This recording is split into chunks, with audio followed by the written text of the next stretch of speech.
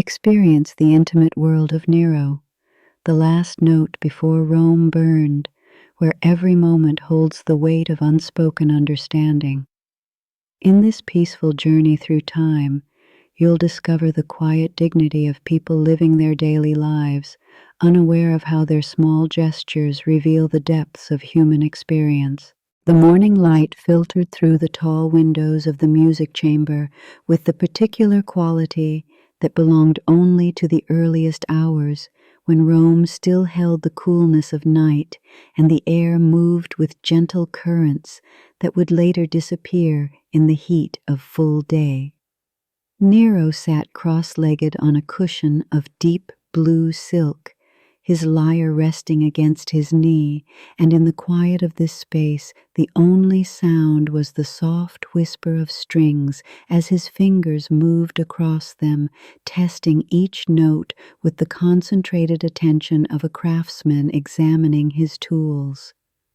The chamber itself seemed to breathe with the music, the marble walls catching and releasing each plucked note so that the sound lingered in the air like incense, creating layers of harmony that existed only in this room at this hour when the world outside had not yet begun to make its demands. His fingers worked the tuning pegs with infinite patience, turning them in increments so small that only he could detect the difference, listening not just with his ears, but with some deeper part of himself that had learned to recognize the exact moment when a string achieved perfect tension.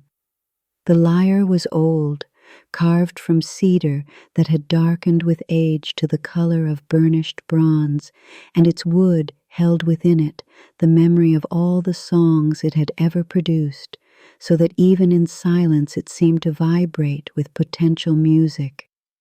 The strings were of the finest quality, brought from the workshops of master craftsmen who understood that the emperor's instrument must be capable of producing sounds that could match the complexity of his artistic vision. Through the window, Rome spread below him like a vast tapestry woven from stone and shadow, the city beginning its daily transformation from the quiet realm of night into the bustling center of empire. But here, in the sanctuary of his music chamber, time moved according to different laws, measured not by the progress of the sun across the sky, but by the gradual refinement of melody, the slow emergence of musical phrases that had existed in his mind as fragments and now sought to become whole. The morning air carried scents from the palace gardens where dew still clung to the petals of roses, and the leaves of herbs released their fragrance into the gentle breeze that moved through the chamber like a blessing. Nero's face showed the particular kind of concentration that belonged to those moments when the external world receded and left only the essential work of creation. His dark eyes followed the movement of his fingers as if watching a conversation between hand and instrument, a dialogue conducted in a language older than words. The composition he worked on told the story of Troy's fall, but not as the historians recorded it, with their emphasis on strategy and conquest. His version sought to capture something more elusive, the moment when a great city realizes it is about to become memory, when the future arrives disguised as destruction, and the past suddenly becomes precious beyond measure. The melody emerged slowly, like water finding its way through stone, each note building upon the last, until patterns began to form, phrases that spoke of loss and beauty intertwined, of endings that contained within them the seeds of new beginnings. He played the same passage repeatedly, his ear detecting subtle variations that might escape a less trained listener, adjusting the timing by fractions of moments, the emphasis by degrees so small they existed at the very edge of perception. This was the work that mattered to him more than the administration of provinces or the management of senators, this pursuit of perfection in the realm where beauty lived and breathed and demanded absolute honesty from those who would serve it. The silk curtains moved gently in the morning breeze, their deep red fabric catching the light and releasing it in waves of color that played across the marble floor like reflections on water. The chamber held within its walls not just the emperor and his music, but the accumulated silence of all the mornings when he had sat here pursuing the same elusive goal, the perfect expression of the images that lived in his mind and sought release through the medium of sound. His rings, heavy with gold and precious stones, caught against the strings occasionally, adding tiny metallic notes to the composition, accidents that sometimes revealed new possibilities he had not considered. As the sun climbed higher and the light in the chamber shifted from the pale gold of early morning to the warmer tones of advancing day, Nero continued his work with the patience of one who understood that true artistry could not be hurried. The city beyond his window grew louder as merchants opened their shops and citizens began their daily business. But these sounds reached him as if from a great distance, filtered through the concentration that enclosed him like a protective sphere. In this space, in this hour, he was not the emperor of Rome, but simply a musician wrestling with the ancient challenge of transforming the chaos of human experience into the ordered beauty of song, seeking in the marriage of word and melody some truth that could not be spoken in any other way.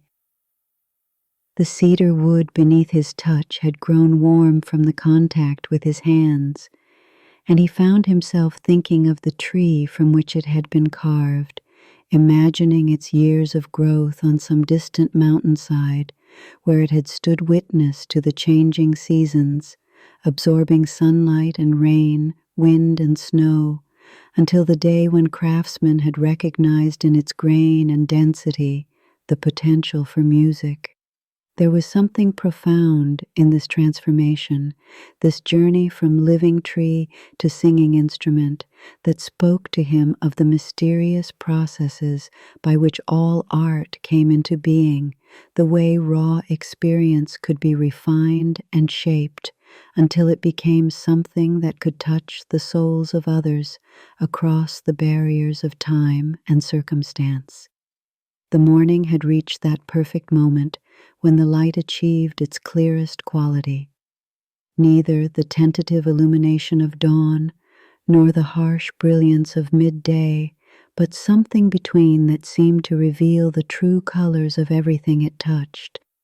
In this light, the marble columns that supported the chamber's ceiling showed their subtle veining with particular clarity, the patterns in the stone resembling the grain of wood or the flow of water, natural designs that no human artist could have planned, but that possessed a beauty that spoke to something deep in the observer's mind. The emperor's eyes moved from his instrument to these columns and back again, finding in their silent presence a kind of companionship, as if they too were participants in the morning's creative work.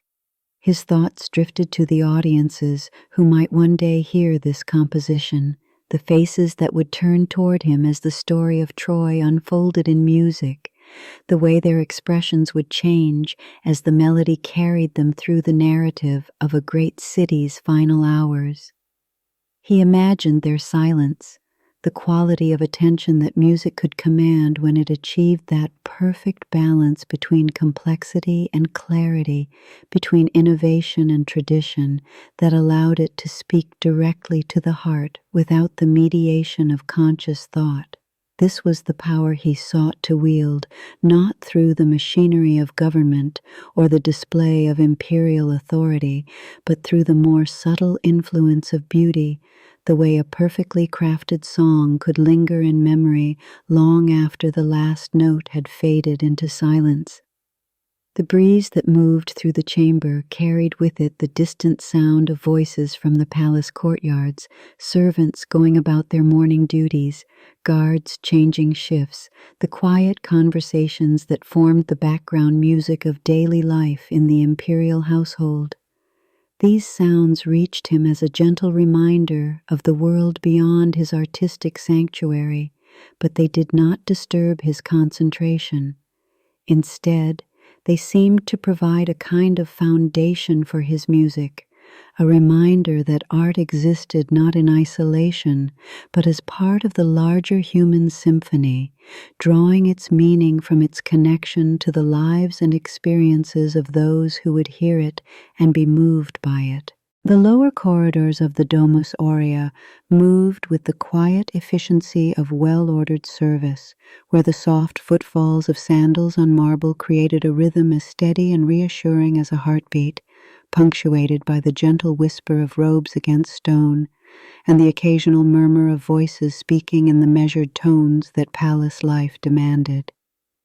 Gaius moved through these familiar passages with the unhurried pace of one whose authority derived not from rank, but from the accumulated wisdom of decades spent in service to 3 emperors, his weathered hands touching surfaces and adjusting details with the automatic precision of long habit, while his mind processed the subtle signs that others might miss, but that spoke to him with the clarity of a language he had spent his lifetime learning to read.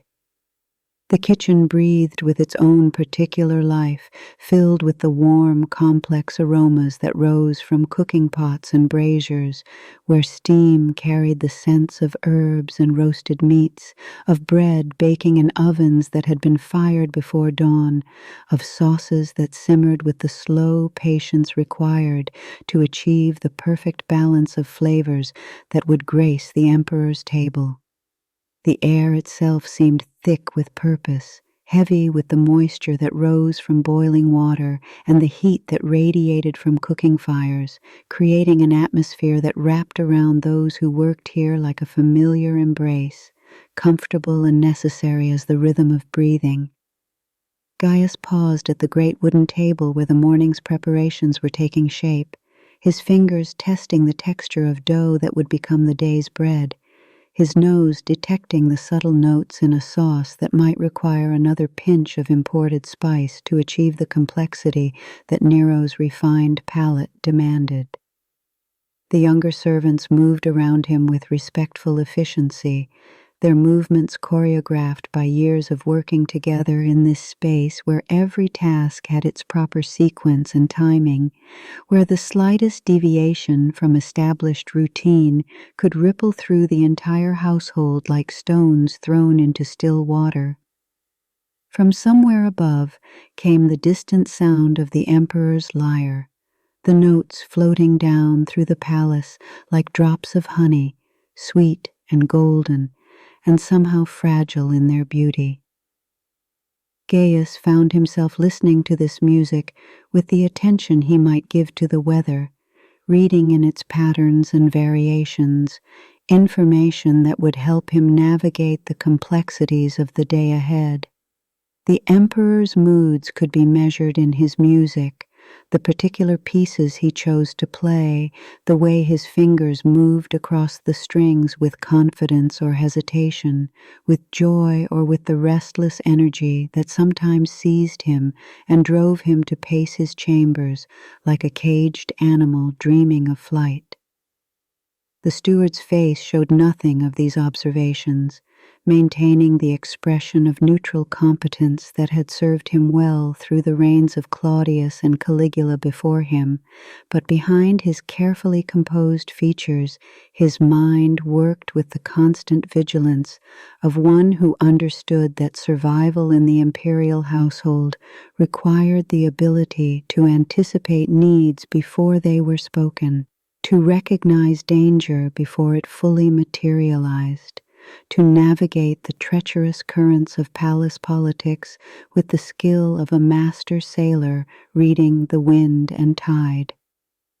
In the pantry, where shelves lined with amphora of oil and wine created their own geography of plenty, Gaius checked the seals on containers that held delicacies brought from the farthest reaches of the empire, his hands moving with automatic precision while his thoughts remained focused on the subtle changes he had noticed in recent weeks.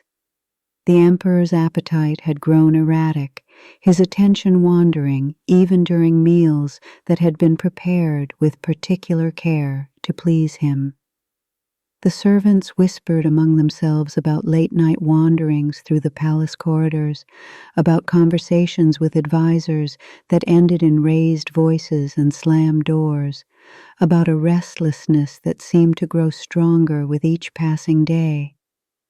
The morning light that filtered down from the high windows created patterns on the stone floor, illuminating dust motes that danced in the air like tiny spirits.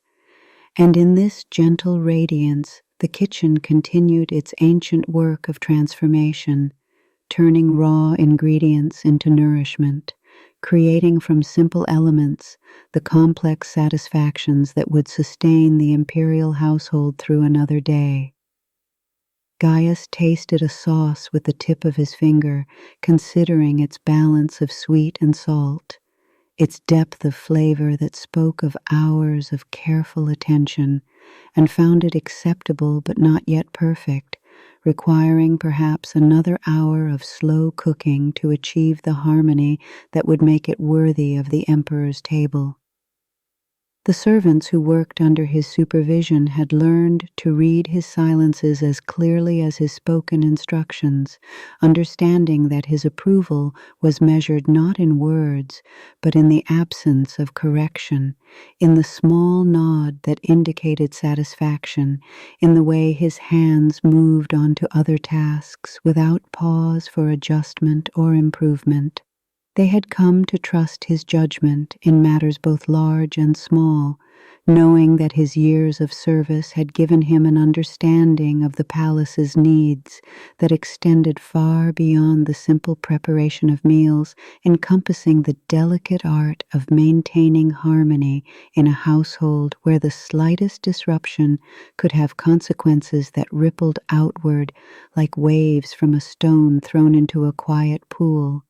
As the morning progressed and the kitchen settled into its familiar rhythm of preparation and service, Gaius found his attention returning again and again to the music that drifted down from the emperor's chamber, listening for the subtle variations that might tell him whether this would be a day of artistic satisfaction or restless dissatisfaction, whether Nero would emerge from his morning practice with the contentment of creative achievement, or with the frustrated energy that sometimes drove him to make demands that tested the patience and resources of all who served him.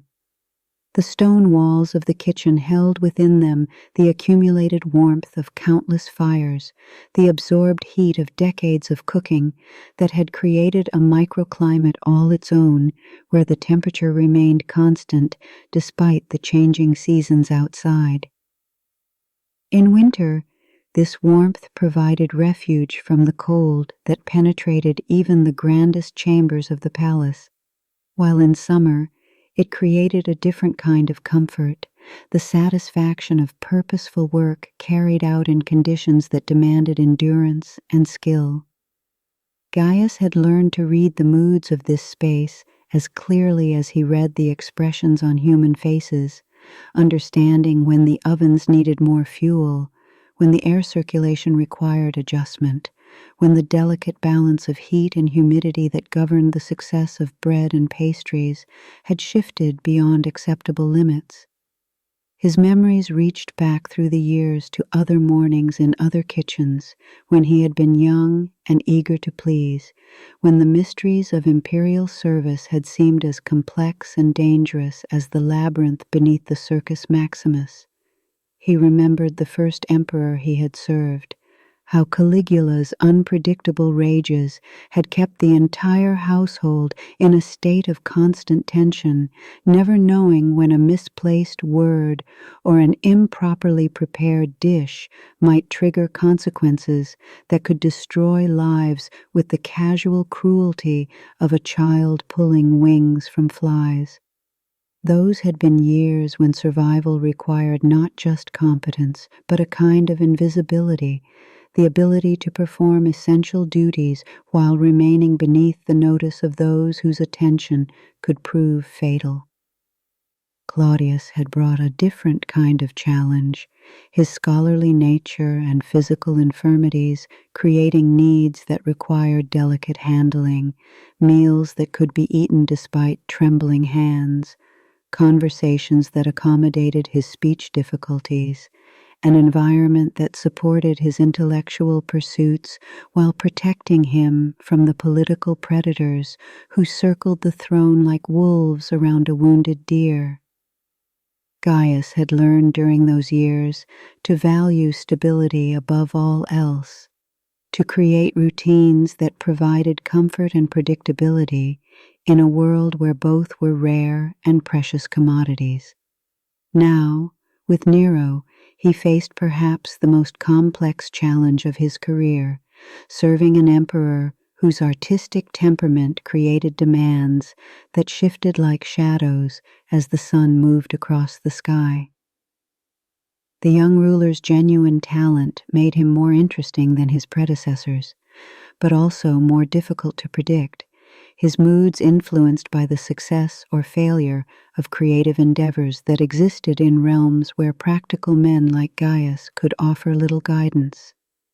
The steward had learned to navigate these waters by paying attention to details that others might dismiss as insignificant, the way the emperor's fingers moved when he was thinking, the particular quality of silence that preceded either breakthrough or frustration, the subtle changes in posture that indicated whether artistic work was proceeding according to plan or encountering obstacles that might require the kind of solitude that made demands on the household's ability to function without direct imperial oversight.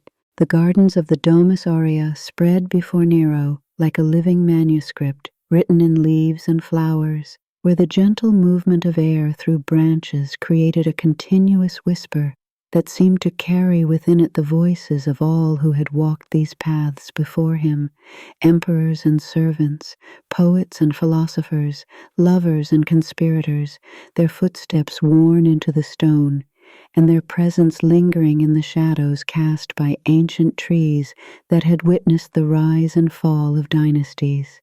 The morning sun filtered through the canopy above with a quality of light that belonged uniquely to this hour, when the air still held the coolness of night, and the dew on flower petals caught and reflected the golden rays like tiny mirrors, creating a world that shimmered with possibilities and seemed to exist in a realm apart from the harsh realities of governance and empire. Nero moved along the graveled pathways with the unhurried pace of one who had nowhere else to be, his purple-edged toga stirring gently in the breeze that carried the mingled fragrances of roses and jasmine, of herbs whose names he had learned from the palace gardeners, and whose properties had been catalogued by physicians and philosophers since the time of his ancestors. Each step brought new combinations of scent and sight, new arrangements of color and texture that pleased his artist's eye and fed the part of his soul that hungered for beauty, as other men hungered for bread or wine or the approval of crowds. The city spread below him like a vast amphitheater built of stone and shadow, its streets and buildings arranged in patterns that spoke of centuries of growth and change, of the accumulated ambitions of countless generations who had sought to leave their mark upon the world through the construction of temples and forums, of aqueducts and theaters, of all the monuments that proclaimed Rome's greatness to the world and to history. From this elevated perspective, the noise and chaos of daily life in the capital reduced itself to a distant murmur, a background hum that reminded him of his responsibilities without demanding immediate attention, allowing him the luxury of contemplation that was so rare in his official duties. He paused beside a fountain where water fell in gentle cascades from one marble basin to another, the sound creating a music all its own, a liquid melody that had been playing here since the garden's creation and would continue long after he had joined his predecessors in the realm of memory. The water caught the light and threw it back in patterns that shifted and changed with each movement of the surface, creating a display of natural artistry that no human craftsman could duplicate, no matter how skilled or dedicated to their work. The emperor's hands moved without conscious direction to touch the petals of a rose that bloomed beside the path, its deep red color reminding him of the wine that had flowed at last night's banquet, of the silk that draped his sleeping couch, of the sunset that had painted the sky the evening before with strokes of color that had made him wish he possessed the skills of a painter as well as those of a musician and poet. The flower's texture beneath his fingers was like the finest fabric, soft and delicate, yet somehow resilient, capable of maintaining its beauty despite the wind and rain and sun that tested its endurance day after day.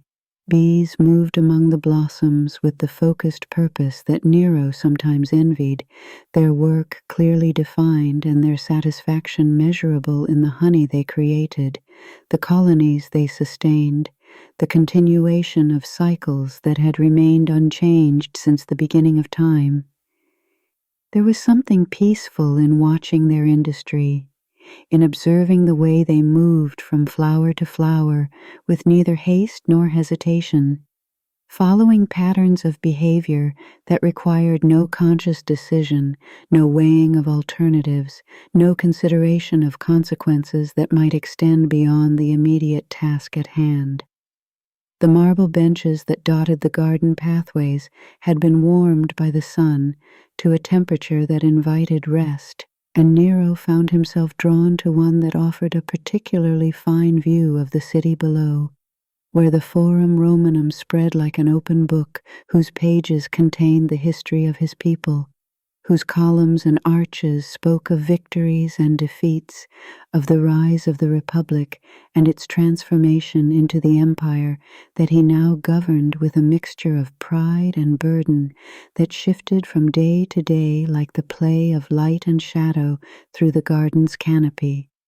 Here, surrounded by the gentle abundance that his architects and gardeners had created for his pleasure, he could allow his mind to wander freely through the landscape of memory and imagination, visiting scenes from his childhood when the weight of empire had seemed as distant as the stars, recalling conversations with tutors who had filled his young mind with stories of heroes and gods, of poets whose words had survived the centuries and continued to move the hearts of those who encountered them in the quiet hours when the soul opened itself to beauty and truth.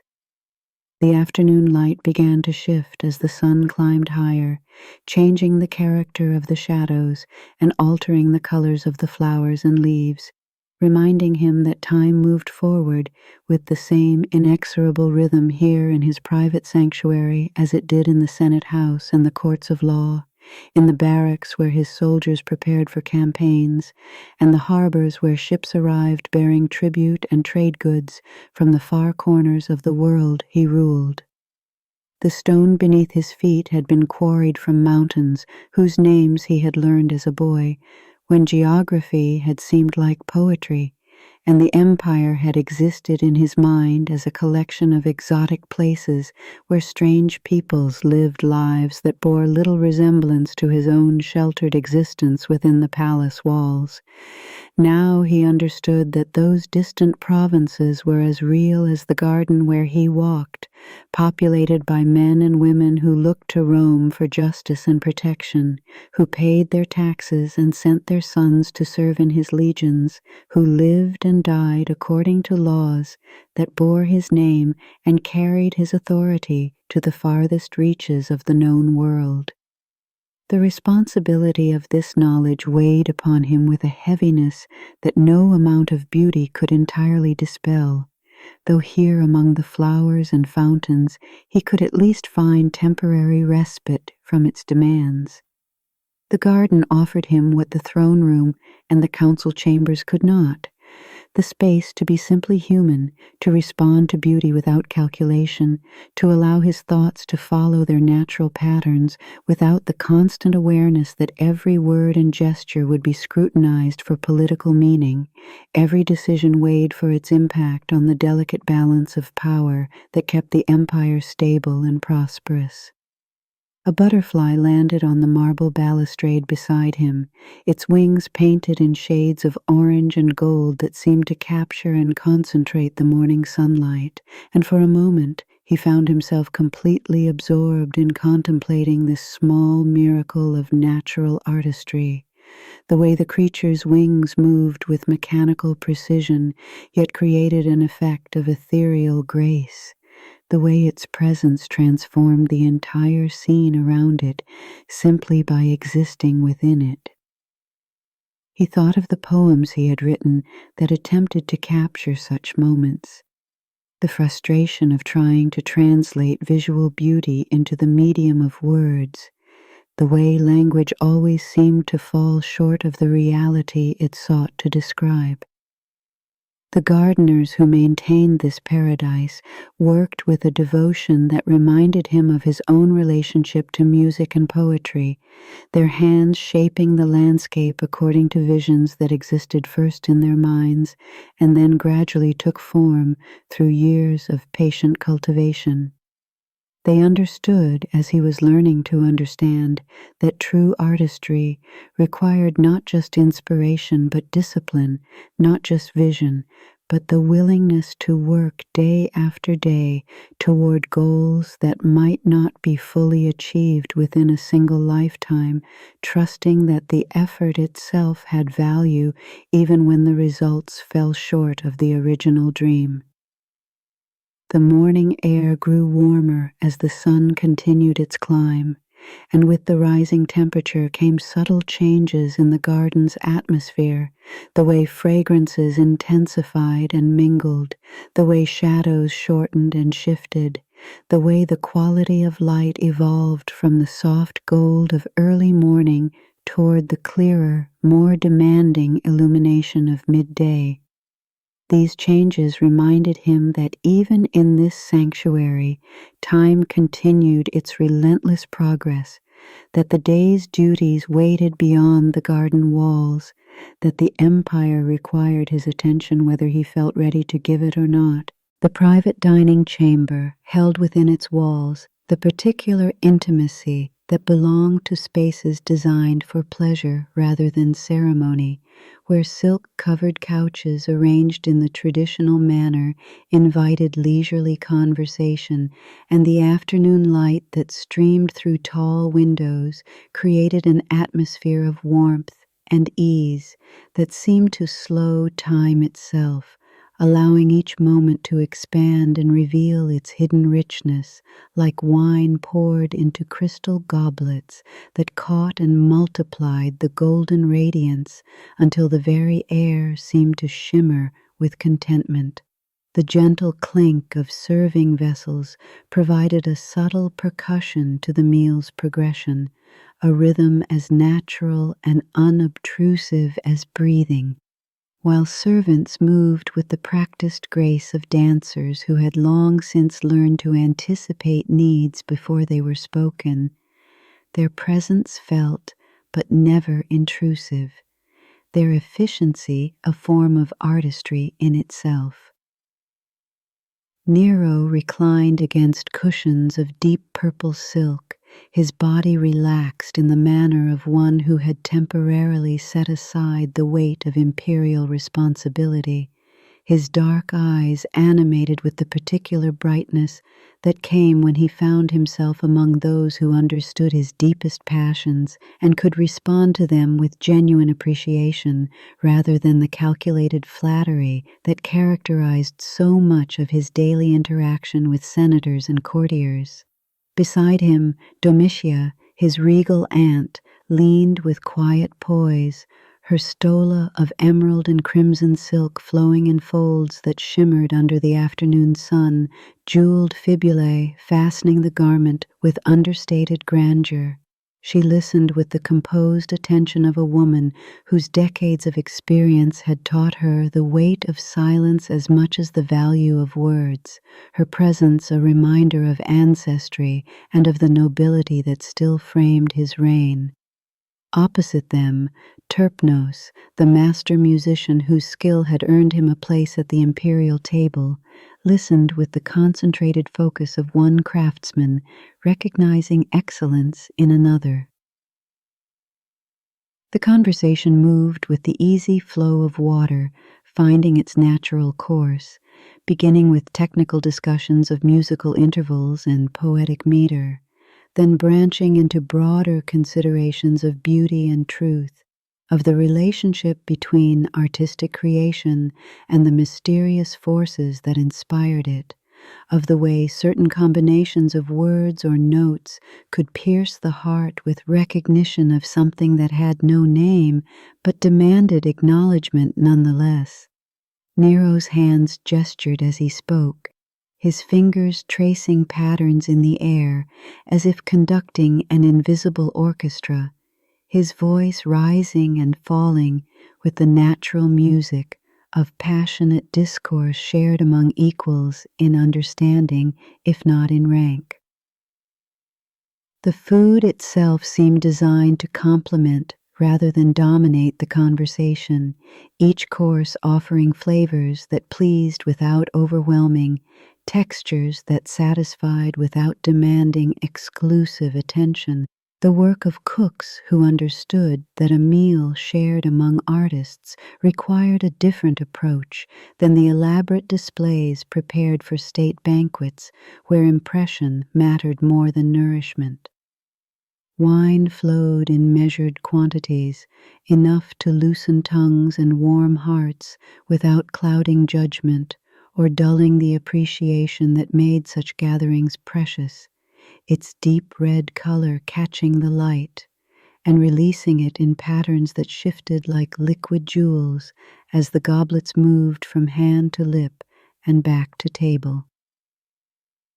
Domitia spoke with the gravitas of memory, recalling verses she had once heard recited in her youth when the empire seemed more secure, her voice carrying both the dignity of age and the sharpness of a mind unclouded by years. She described how certain lines of poetry lingered in her thoughts long after the poet's voice had faded, the words returning to her in quiet hours and reshaping her perception of the world. Her observations carried the authority of lived experience, showing how art was not only discovery but endurance, a thread weaving through generations. Her reflections drew nods of understanding from her companions, who recognized in her response the authentic mark of art's true purpose, its power to transform perception and awaken the soul to possibilities that lay dormant until touched by the magic of genuine creation. Terpnos contributed observations drawn from his years of study and performance, speaking of the mathematical relationships that governed musical harmony, of the way certain progressions of notes could evoke specific emotions with the reliability of natural law, yet somehow retained their capacity to surprise and move even those who understood their technical construction. His weathered hands, marked by decades of contact with lyre strings and flute holes, moved expressively as he described the moment when technical mastery transcended itself and became something greater, when the musician ceased to be merely a craftsman and became instead a conduit for forces that originated beyond the reach of conscious intention. The afternoon light continued its slow transformation, shifting from the bright clarity of midday to the warmer, more golden tones that spoke of evening's approach, and with this change came a subtle alteration in the chamber's atmosphere, a deepening of the intimacy that had characterized the gathering from its beginning. Shadows lengthened across the marble floor, creating patterns that seemed to dance in rhythm with the conversation's ebb and flow, while the air itself grew thick with the accumulated warmth of bodies at rest and minds engaged in the kind of exchange that nourished the spirit as surely as food nourished the flesh. Nero found himself thinking of the composition he had been working on that morning, the melody about Troy that had seemed so elusive in the solitude of his practice chamber, but which now, in the company of those who shared his artistic vision, began to reveal new possibilities for development.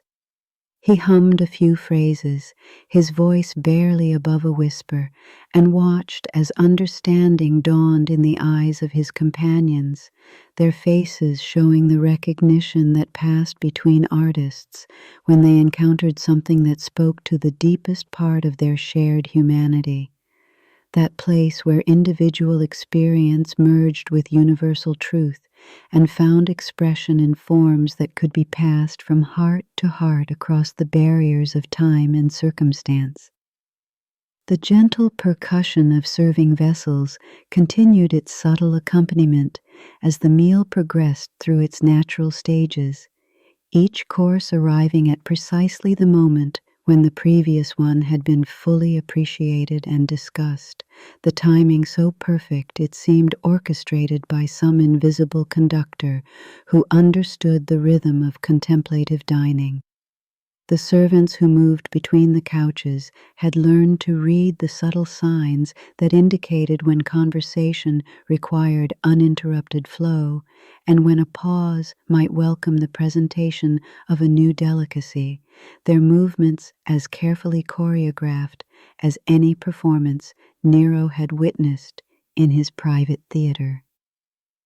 As the wine warmed their blood and loosened the formal constraints that governed most imperial interactions, the three companions found themselves venturing into more personal territory, sharing memories of moments when art had first revealed its power to them, confessing the doubts that plagued even accomplished artists in their quieter moments, acknowledging the way creative work could become both salvation and torment, offering meaning and purpose while demanding sacrifices that few outside their circle could understand.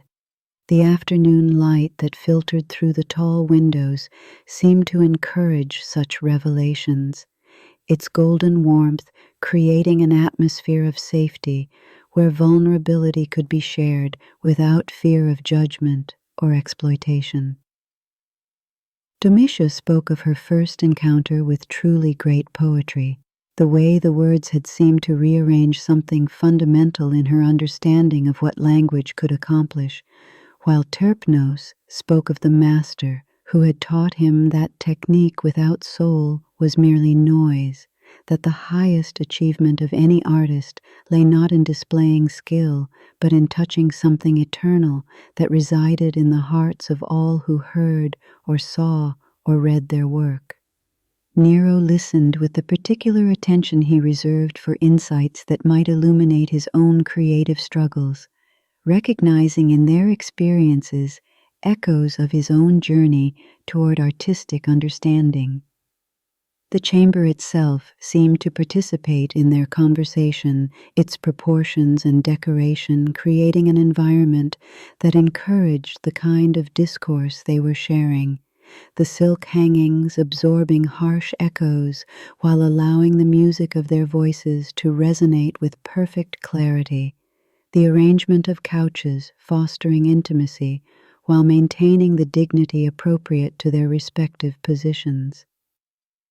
Even the serving vessels seemed chosen for their ability to enhance rather than distract from the experience, their gentle sounds providing a rhythmic foundation that supported rather than interrupted the flow of words and ideas.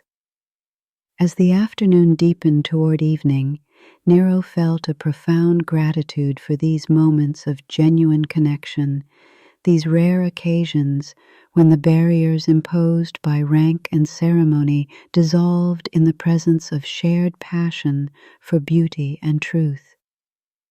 The gentle clink of vessels and the warm golden light streaming through the windows created a perfect backdrop for the kind of conversation that nourished the soul, reminding him that despite the isolation that often accompanied imperial power, he was not alone in his devotion to the mysterious forces that drove artistic creation and made life worth living beyond the mere satisfaction of political ambition or material comfort. The oil lamps in Nero's private study burned with that particular steadiness that comes only in the deepest evening hours, when the day's winds have settled and the flames can hold their perfect teardrop shapes without wavering.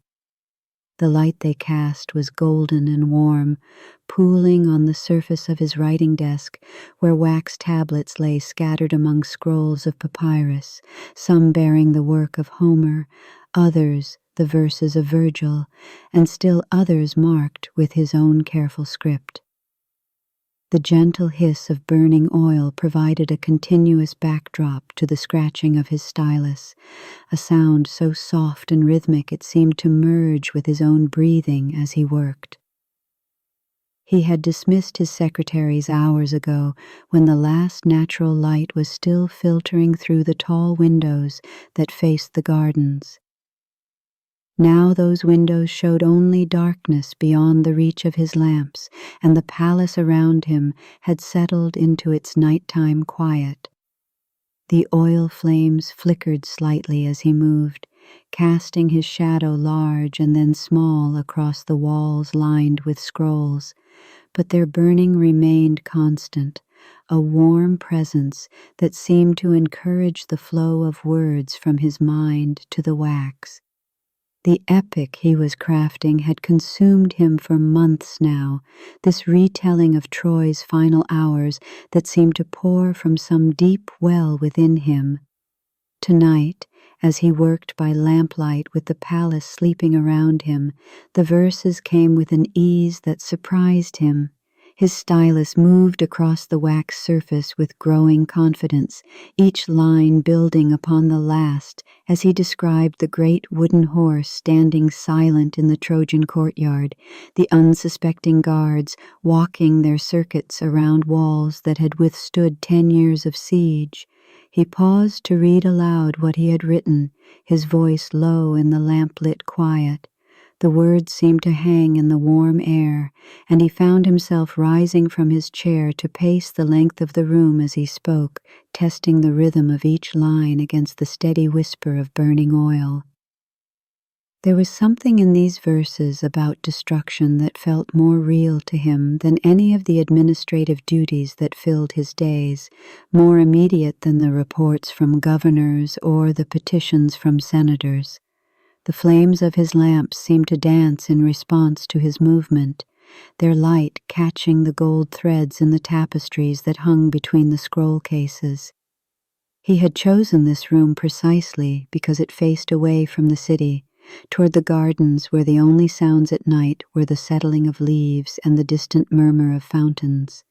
Here, in this sanctuary of warm light and gentle oil flame whispers, he could lose himself completely in the world he was creating with his words. As he wrote of Cassandra's prophecies, ignored by her own people as they celebrated what they believed to be their victory, Nero felt a strange resonance with the doomed princess. There was something in her desperate warnings, in the way she could see the truth that others refused to acknowledge, that spoke to him across the centuries. His stylus moved more quickly now, the soft scratching against wax joining the quiet hiss of lamp flames in a rhythm that seemed to match his heartbeat. The room around him had taken on an almost sacred quality in the lamplight. The scrolls on their shelves seemed to lean inward, as if the great poets of the past were listening to his words, waiting to see if he could join their ranks. The oil flames burned steady and true, their light creating a circle of warmth and inspiration that held the darkness at bay. In this gentle illumination, surrounded by the wisdom of ages, he felt himself becoming something more than an emperor, something closer to the artists whose works lined his walls. He found himself describing the moment when the first flames appeared in Troy's streets, and his hand trembled slightly as he wrote. The words came with such vividness that he could almost smell smoke, almost hear the crackle of fire consuming ancient timber. The oil lamps around him seemed to burn brighter as he worked, their flames reaching higher as if responding to the destruction he was chronicling. Yet their light remained gentle, constant, a reassuring presence that anchored him to his own time and place, even as his imagination soared through burning Troy. The wax tablet before him was nearly full now, covered with lines that described the fall of a great city with a beauty that made the destruction seem almost noble. He set down his stylus and read the entire passage aloud, his voice growing stronger as he reached the climactic moments. The words echoed softly in the lamp-lit room, and he realized that he had created something that transcended mere entertainment or political propaganda. This was art in its purest form, born from some deep understanding of how beauty and destruction could exist together. As he prepared a fresh tablet and dipped his stylus in the wax once more, Nero felt a profound sense of purpose settling over him like a comfortable robe. The oil lamps continued their gentle burning, their steady flames creating a perfect environment for creation. In their warm light, he understood with sudden clarity that this work, these verses about Troy's magnificent destruction, might outlast any of his political achievements. Future generations might forget his laws and his building projects, but they would remember his poetry, would speak these lines about fire and heroism long after his name had become legend.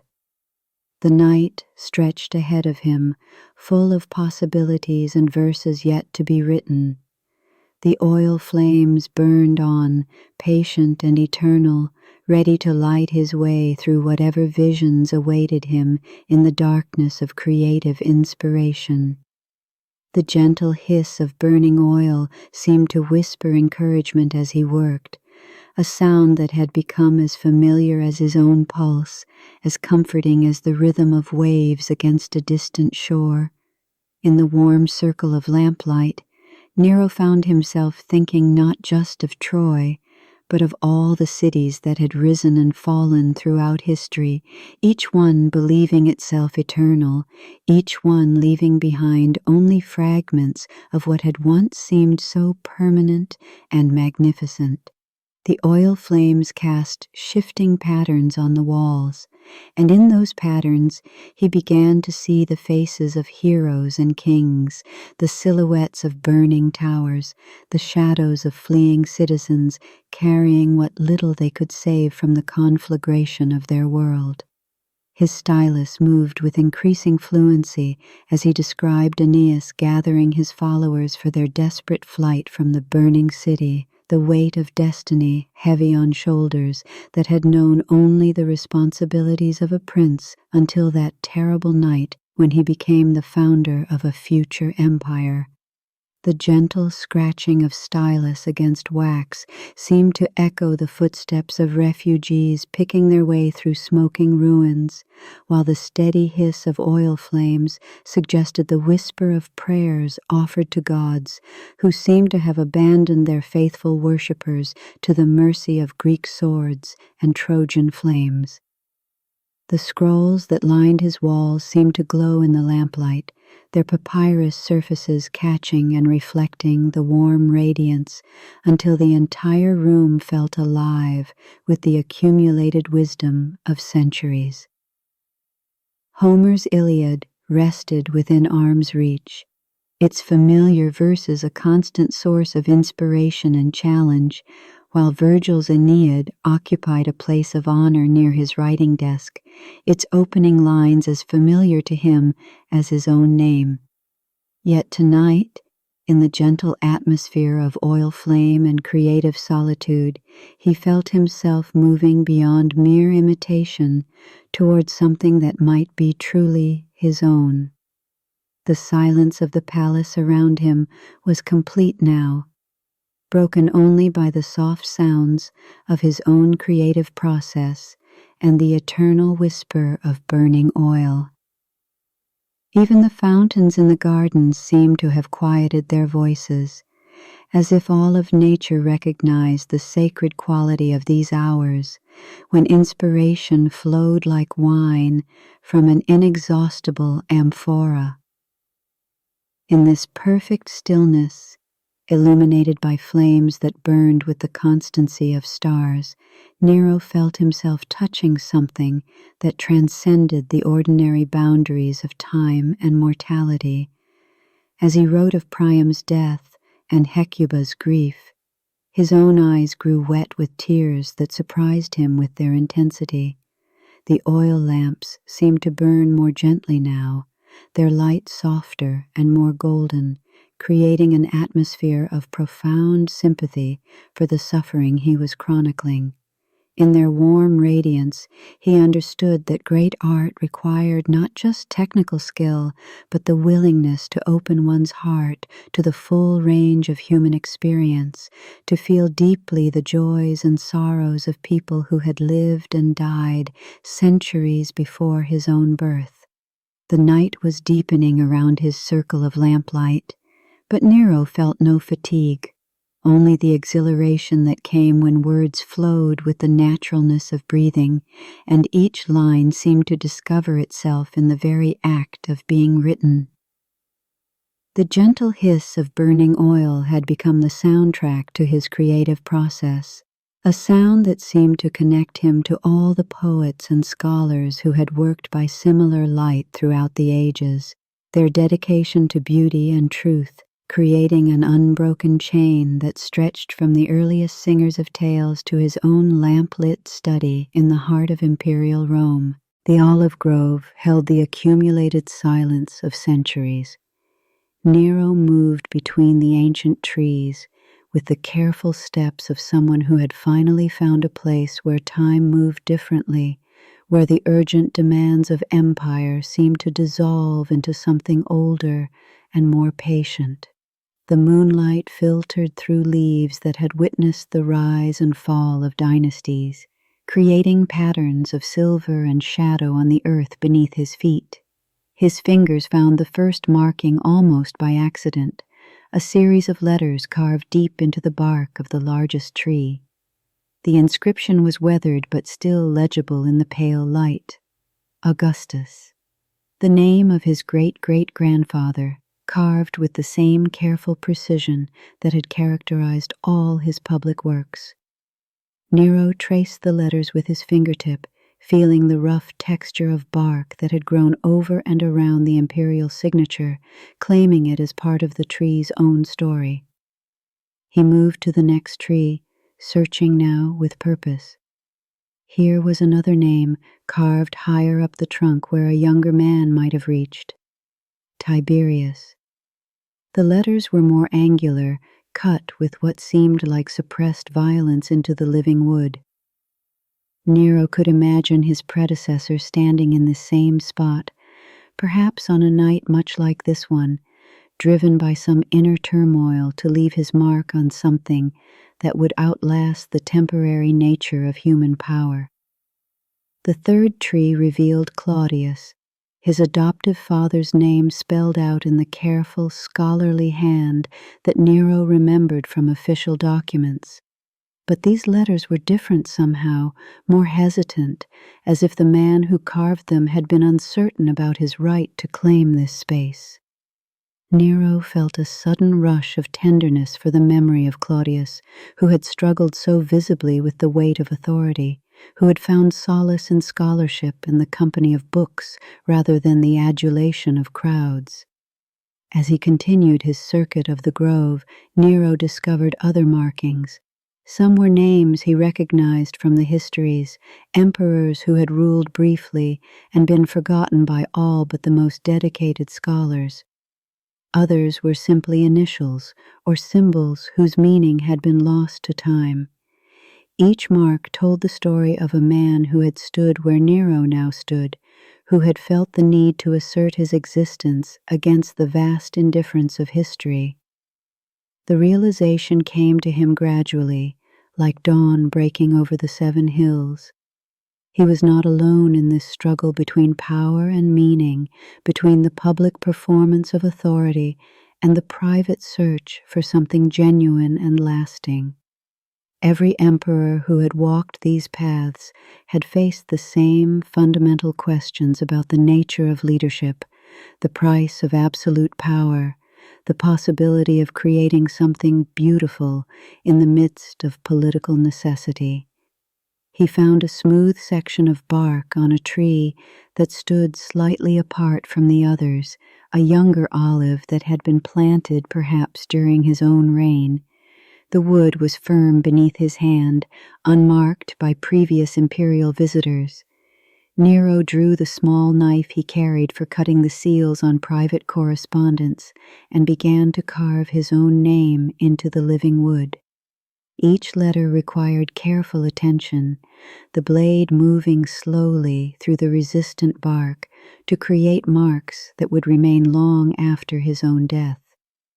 The physical act of carving focused his mind in a way that reminded him of composing music, the same careful attention to each element, the same awareness that small choices could determine the success or failure of the whole. As he worked, he became aware of the sounds around him, the whisper of leaves moving in the night breeze, the distant splash of fountain water, the almost inaudible settling of ancient wood as the trees responded to the changing temperature of the night air. When he finished carving his name, Nero stepped back to examine his work. The letters looked raw and new against the weathered bark, but he knew that time would soften them, that seasons of growth would gradually incorporate them into the tree's own story, just as they had done with the names of his predecessors. The thought brought him an unexpected comfort. Whatever happened to his reign, whatever judgment history might pass on his rule, this small mark would remain, connecting him to the long chain of men who had struggled with the loneliness of absolute power. He walked deeper into the grove, following a path that seemed to have been worn by generations of imperial feet. The trees here were older, their trunks massive and gnarled with age. Some bore scars from lightning strikes or winter storms, wounds that had healed over time but left permanent marks on the wood. Nero recognized in these natural scars a metaphor for his own experience of rule, the way that each crisis and conflict left its mark on the imperial soul, changing the texture of leadership itself. In the center of the grove stood the oldest tree, its trunk so wide that 3 men could not have encircled it with their arms. This tree bore no carved names, but its bark was smooth in places where countless hands had touched it over the centuries. Nero placed his palm against the worn wood and felt the slow, steady pulse of sap moving through the ancient trunk. The tree had been growing here when Rome was still a collection of villages on the 7 hills, had witnessed the transformation of a republic into an empire, had provided shade and shelter for emperors and gardeners alike. Standing there in the moonlight, his hand pressed against the living wood, Nero felt himself becoming part of something larger than his individual struggles with power and art. The tree had survived because it bent with the wind rather than resisting it, because it drew strength from its roots while reaching toward the light. Perhaps there was wisdom in this natural patience, this acceptance of seasonal change and gradual growth. The night air carried the scent of olive blossoms and the earthier smell of decomposing leaves. Nero breathed deeply, filling his lungs with the accumulated fragrance of centuries. Tomorrow would bring new challenges, new decisions that could affect the lives of millions of people across the empire. But tonight, in this grove where other emperors had walked and worried and wondered about their place in the great sweep of history, he could simply exist as one more human being, seeking meaning in the darkness. He began to walk back toward the palace, but slowly, reluctant to leave this place where time seemed to move at the pace of growing trees rather than the frantic rhythm of political necessity. The carved names he had discovered felt like messages from the past, reminders that the fundamental human struggles remained constant even as the external circumstances of power changed. Each emperor had faced the same basic choice between using authority for personal gratification or trying to serve something larger than himself. As he emerged from the grove, Nero turned back for one final look at the ancient trees. They stood silent and patient in the moonlight, their leaves whispering secrets that only they could fully understand. Tomorrow he would return to being Caesar, to the endless demands of governing an empire that stretched from Britain to Egypt. But he would carry with him the memory of this night, the knowledge that he was part of a continuum that extended both backward into history and forward into an unknowable future.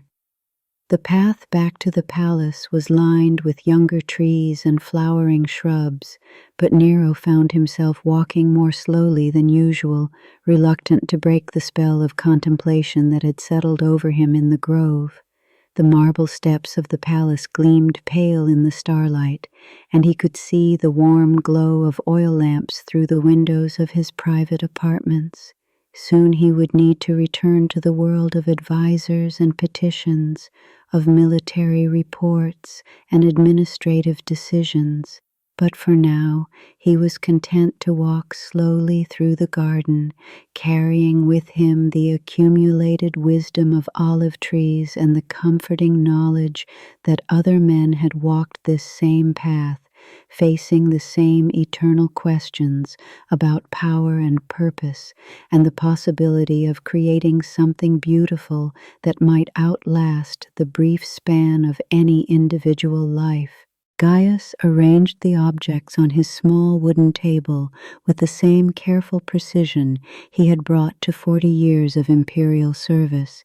Each item had its proper place, its particular significance in the private museum of memory he had assembled over the decades. The silver coin bearing Augustus's profile caught the lamplight, its surface worn smooth by countless hands, but the imperial features still clearly visible. He had received it as a young man, a reward for discretion during a particularly delicate matter involving senators and their wives. Beside the coin lay a fragment of marble, no larger than a child's fist, chipped from a statue of Tiberius that had been damaged during transport to the emperor's villa at Capri.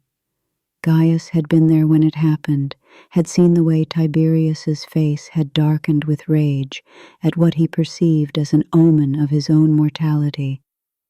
The emperor had ordered the statue destroyed rather than repaired, but Gaius had quietly rescued this single piece, drawn by something in the carved stone that spoke of human vulnerability beneath imperial pretense.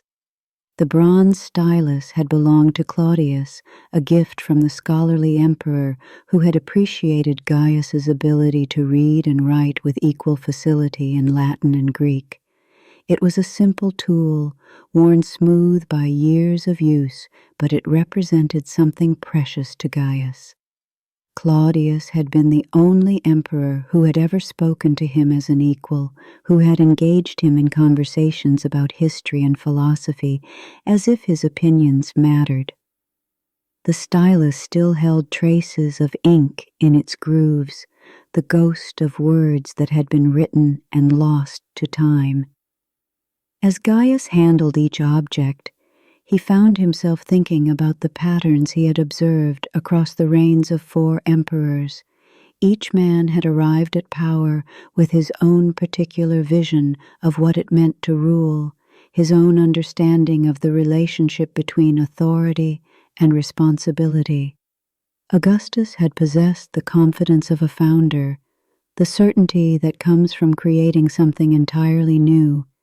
Tiberius had been haunted by the impossibility of living up to his predecessor's achievements, had grown increasingly isolated as the weight of comparison crushed his natural instincts toward governance.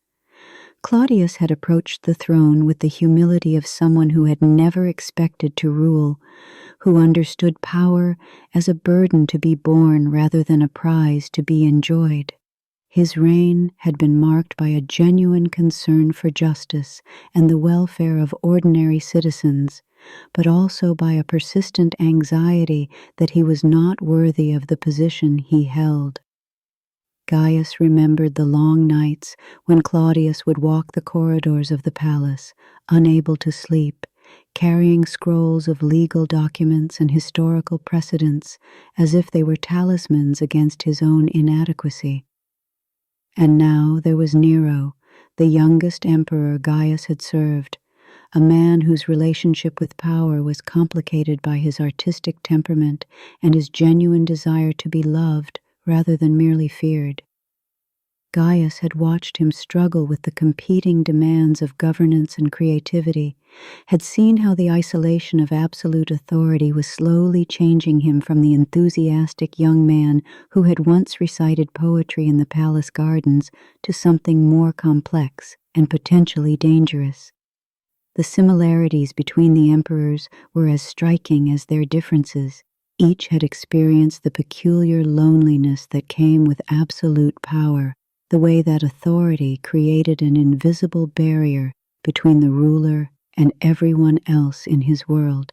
Each had sought something beyond the reach of imperial command, whether it was Augustus's quest for lasting glory, Tiberius's search for personal peace, Claudius's desire for intellectual respect, or Nero's need for artistic recognition. Gaius opened a small wooden chest and removed a collection of letters, each one carefully preserved and arranged in chronological order. These were personal communications from the emperors, notes of thanks or instruction that had been deemed too private for the official archives. Reading them now by the light of his single oil lamp, he was struck by how similar they sounded despite the different personalities of their authors. Each letter revealed the same fundamental human needs, the same desire for understanding and connection that political necessity forced them to suppress in their public roles. One letter from Augustus expressed gratitude for Gaius's discretion during a family crisis involving Julia's scandalous behavior. The emperor's relief was palpable in every line, his appreciation for having someone who could be trusted with the most sensitive imperial secrets. Another letter, from Tiberius, was darker in tone, a meditation on the burden of ruling people who would never understand the sacrifices required of their leaders.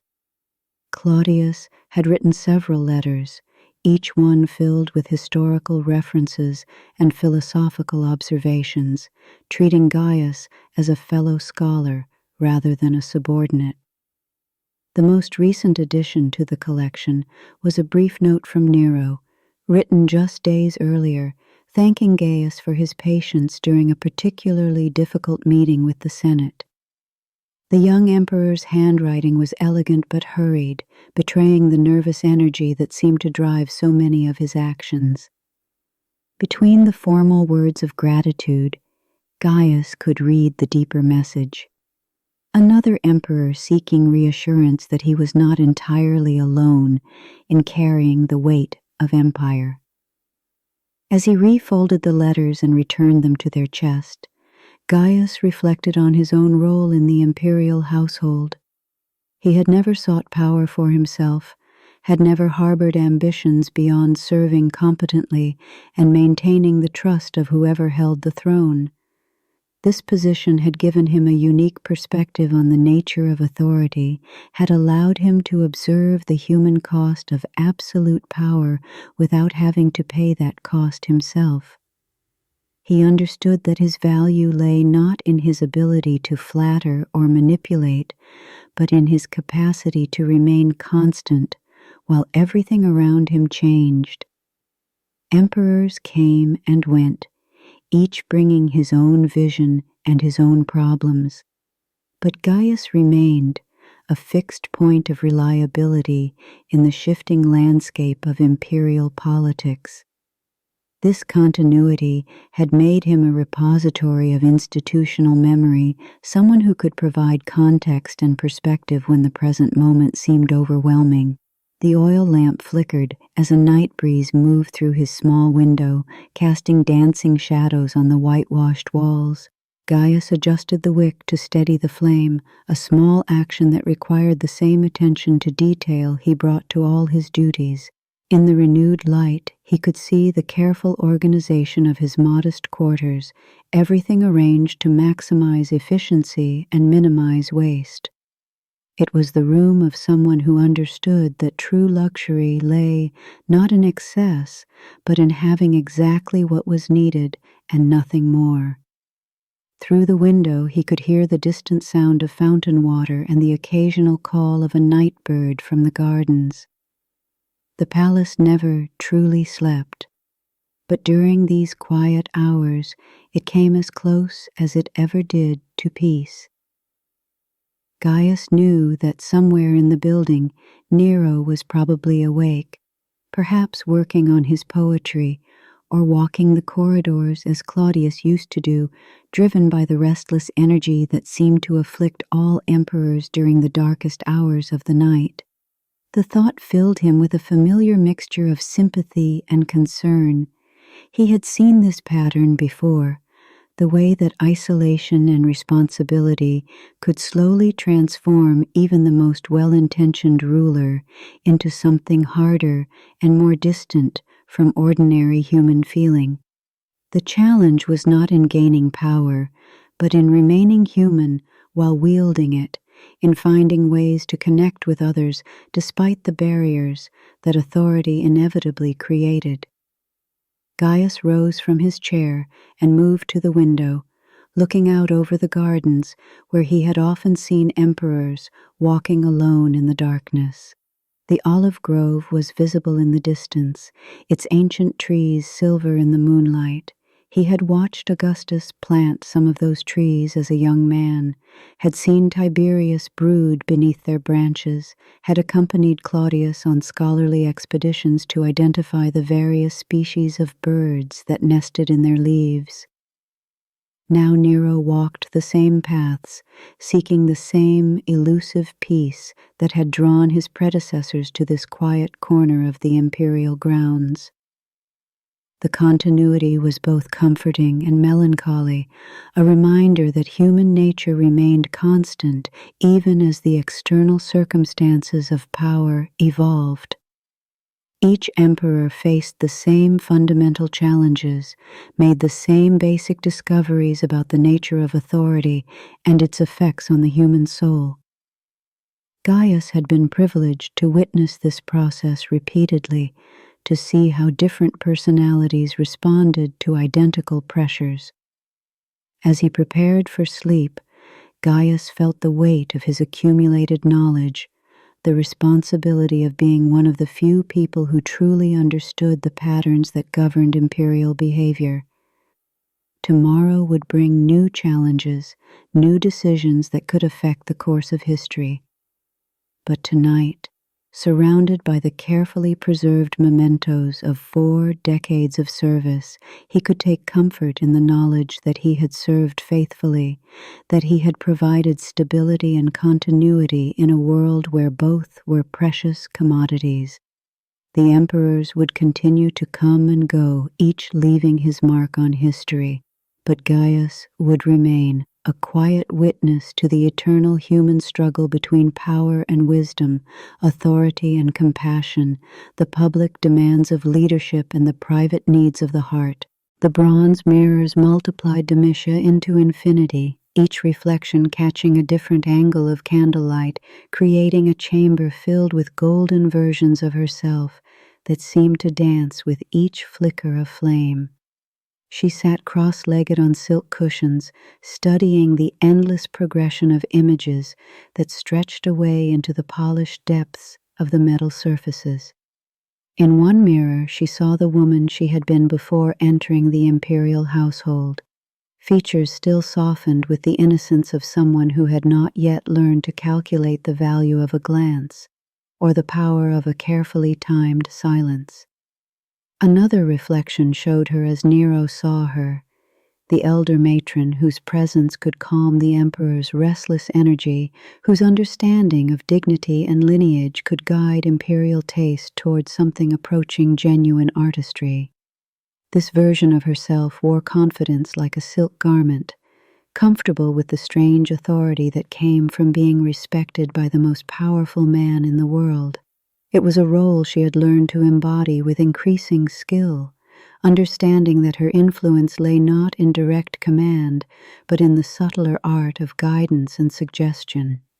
A third mirror revealed something more complex, a figure that seemed to exist in the space between relative and advisor, between participant and witness, between the woman she had been born to be and the identity she had constructed within the peculiar ecosystem of imperial favor. This reflection intrigued her most, for it seemed to capture something essential about her nature that transcended the simple categories by which most people organize their understanding of identity and relationship. The incense burning in small bronze holders filled the chamber with the scent of sandalwood and myrrh, exotic fragrances that spoke of distant provinces and the vast reach of Roman power. Domitia breathed deeply, letting the aromatic smoke calm her mind as she contemplated the strange mathematics of her existence. She had not been chosen for political connections or military prowess, but for something more elusive, a quality of wisdom and presence that Nero found essential to his own creative process. This recognition had come gradually, through months of careful observation and patient listening. Domitia had learned to read the subtle signs of Nero's moods, to understand when the emperor needed solitude, and when he craved companionship, when he required praise, and when he needed honest criticism of his artistic efforts. It was a delicate balance, requiring constant attention and adjustment, but it had given Domitia a form of influence that few people in the imperial court possessed. She rose from the cushions and moved closer to the largest mirror, studying her reflection with the analytical attention of someone who understood that appearance was both a tool and a form of communication. Her features had been refined by careful attention to posture and presentation, by the selection of clothing that enhanced her noble attributes. But beneath the surface dignity, she could see something more substantial, the intelligence and resilience that had first secured her place in the emperor's attention. The emperor had found in her not just a relative, but a kindred spirit, someone who understood the relationship between artistic expression and emotional truth. Their conversations about poetry and memory had revealed depths of understanding that surprised them both, creating a bond that transcended the simple dynamics of power and hierarchy. Domitia had become Nero's conscience of lineage, the voice that could guide imperial taste away from mere ostentation towards something approaching genuine artistic achievement. This role had brought her privileges that most people could never imagine, but also responsibilities that weighed heavily on her conscience. She understood that her influence on Nero extended beyond matters of art and dignity, that her opinions could affect decisions that would impact the lives of millions of people across the empire. The knowledge was both intoxicating and terrifying, a reminder that even the most intimate relationships within the imperial household carried political implications. The fountain in the corner of the chamber provided a constant murmur of water over stone, a sound that reminded Domitia of the villa where she had spent her childhood before the circumstances that had brought her to imperial attention.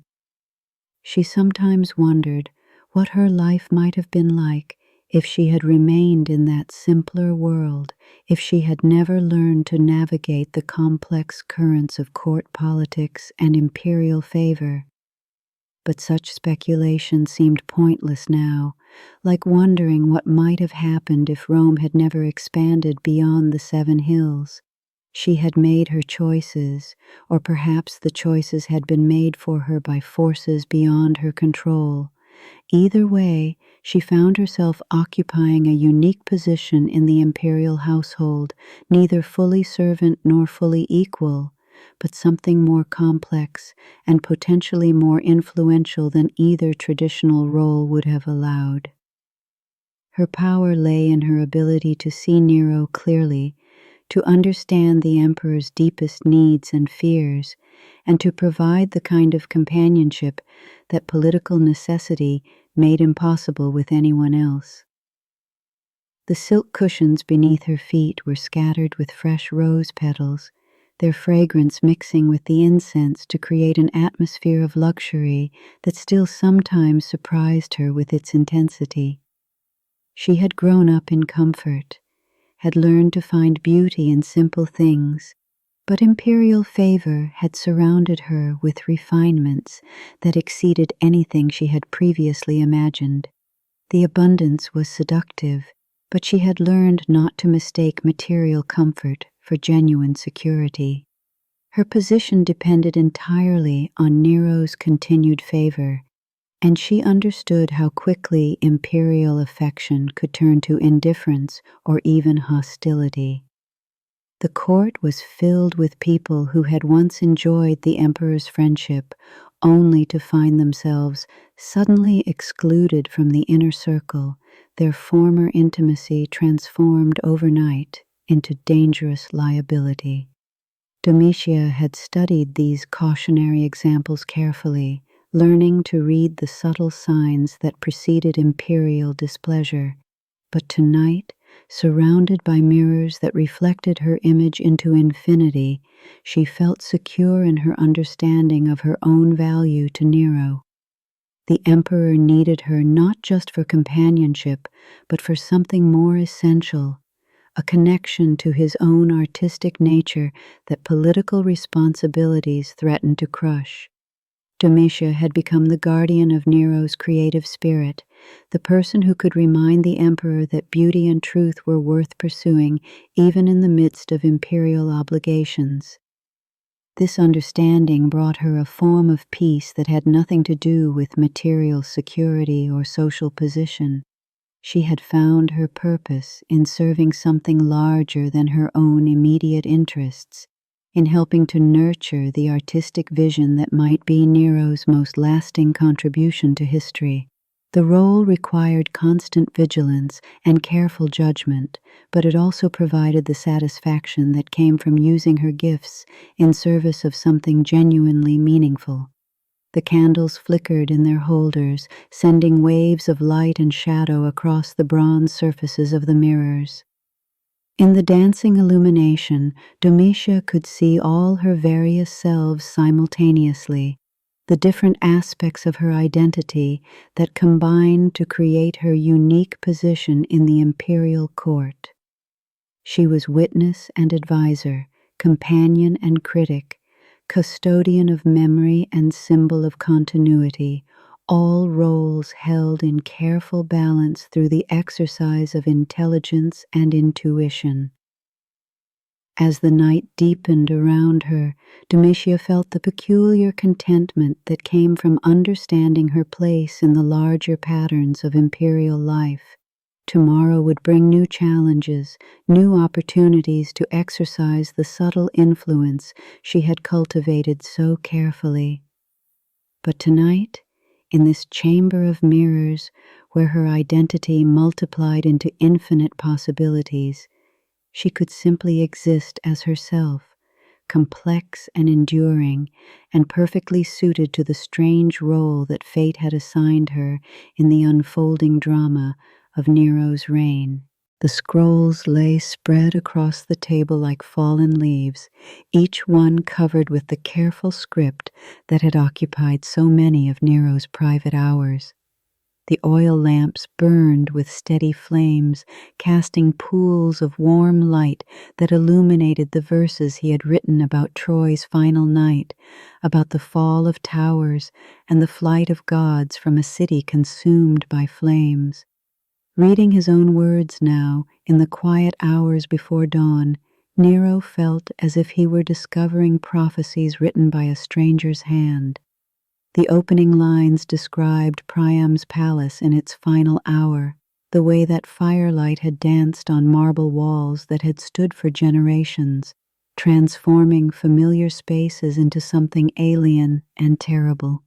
Nero had written the passage months ago, drawing on his reading of Homer and Virgil, but now the words seemed to pulse with meaning that extended beyond their original literary context. The image of a great building consumed by flames, while its inhabitants fled in terror, struck him as uncomfortably prophetic.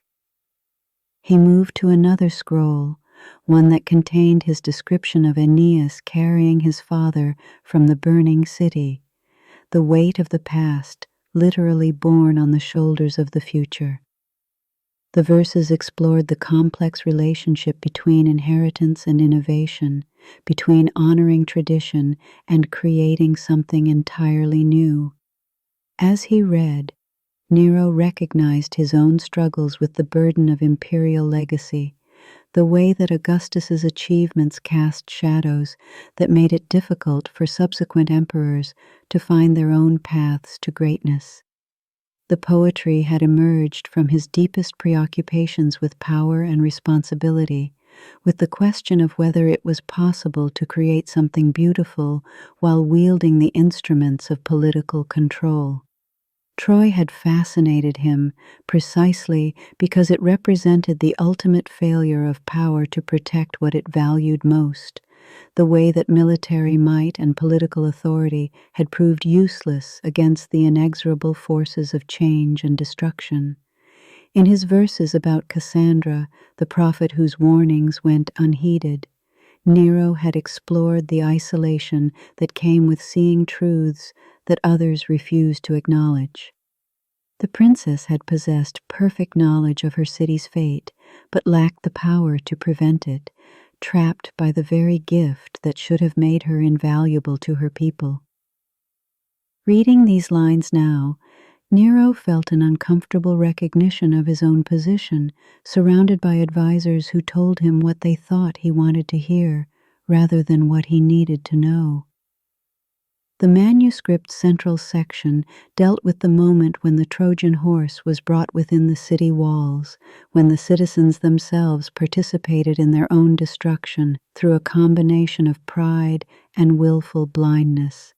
Nero had written these passages with particular care, exploring the psychology of a people who chose to believe in their own invulnerability despite mounting evidence to the contrary. The parallels to Roman confidence in their own eternal dominance had been intentional, but reading the verses now, he wondered if his artistic insights had revealed more than he had consciously intended. He found the scroll that contained his description of Helen on the walls of Troy, watching the battle that had been fought for her sake, while remaining curiously detached from its outcome. The character had allowed him to explore questions about the relationship between beauty and responsibility, between being the object of desire and accepting the consequences of that desire. Helen's position as both cause and observer of destruction had seemed like a perfect metaphor for the artist's relationship to the world, simultaneously creating and witnessing the effects of creative power. The flames of the oil lamps flickered slightly as a pre-dawn breeze moved through the high window of his study, and Nero was reminded of his own description of the fires that had consumed Troy's temples and palaces. He had written about the way that flame could be both destroyer and illuminator, revealing the true nature of things, even as it reduced them to ash and memory. The image had seemed purely literary when he composed it, but now it carried suggestions of meaning that made him slightly uncomfortable. His verses about the gods abandoning Troy had been among the most difficult to write, requiring him to imagine the moment when divine protection was withdrawn from a city that had believed itself blessed by immortal favor. The passage had forced him to confront questions about the relationship between political power and cosmic justice, about whether earthly authority carried any guarantee of divine approval. Reading it now, Nero wondered if his own reign enjoyed the favor of the gods, or if he was simply the latest in a long line of mortals who had mistaken temporary success for permanent blessing. The manuscript's final section described the morning after Troy's fall, when survivors picked through the ruins of their former lives, trying to salvage something meaningful from the destruction. Nero had been particularly proud of these verses, which explored the way that endings could also be beginnings, that destruction could clear the ground for entirely new forms of creation. The theme had seemed abstractly philosophical when he wrote it, but now it carried a weight of possibility that both excited and frightened him. As he read through the complete work, Nero began to understand that his Troy epic had been more than a literary exercise. The poem had served as a way of exploring his own deepest fears and desires, his questions about the nature of power and the possibility of creating something lasting in a world where all human achievements seemed destined for eventual destruction. The ancient city had provided a safe distance from which to examine themes that would have been too dangerous to address directly in contemporary terms. But the distance had been illusory. Reading the verses now, he could see how completely his own situation had shaped every line, how his struggles with imperial responsibility had informed every image of royal authority, how his artistic ambitions had colored every description of creative power. The poem was not really about Troy at all, but about the eternal questions that faced anyone who sought to build something beautiful and lasting in a world governed by forces beyond human control. The realization brought him a strange mixture of pride and apprehension. He had succeeded in creating something genuinely meaningful, verses that captured essential truths about power and responsibility, about the relationship between creation and destruction. But he had also created something that might be read as prophecy, that seemed to anticipate possibilities he was not sure he was ready to confront. Through the window, the first pale light of dawn was beginning to touch the eastern hills, and Nero could hear the distant sounds of the city beginning to wake. Soon the palace would fill with the usual bustle of imperial business, with petitioners and advisors, and the endless stream of decisions that defined his daily existence. But for now, surrounded by scrolls that contained his most honest thoughts about the nature of leadership and the price of greatness, he could simply exist as an artist contemplating his own work. The verses lay before him like a map of his own consciousness, revealing patterns of thought and feeling that he had not fully recognized while writing them. The Troy epic had become a mirror in which he could see his own reflection, his own struggles with the competing demands of power and creativity, his own questions about the possibility of achieving something that might outlast the temporary nature of political authority. As the light grew stronger outside his window, Nero carefully rolled up the scrolls and returned them to their proper places in the cedar storage chest. The manuscript was complete, ready to be shared with the world or preserved for future generations to discover and interpret.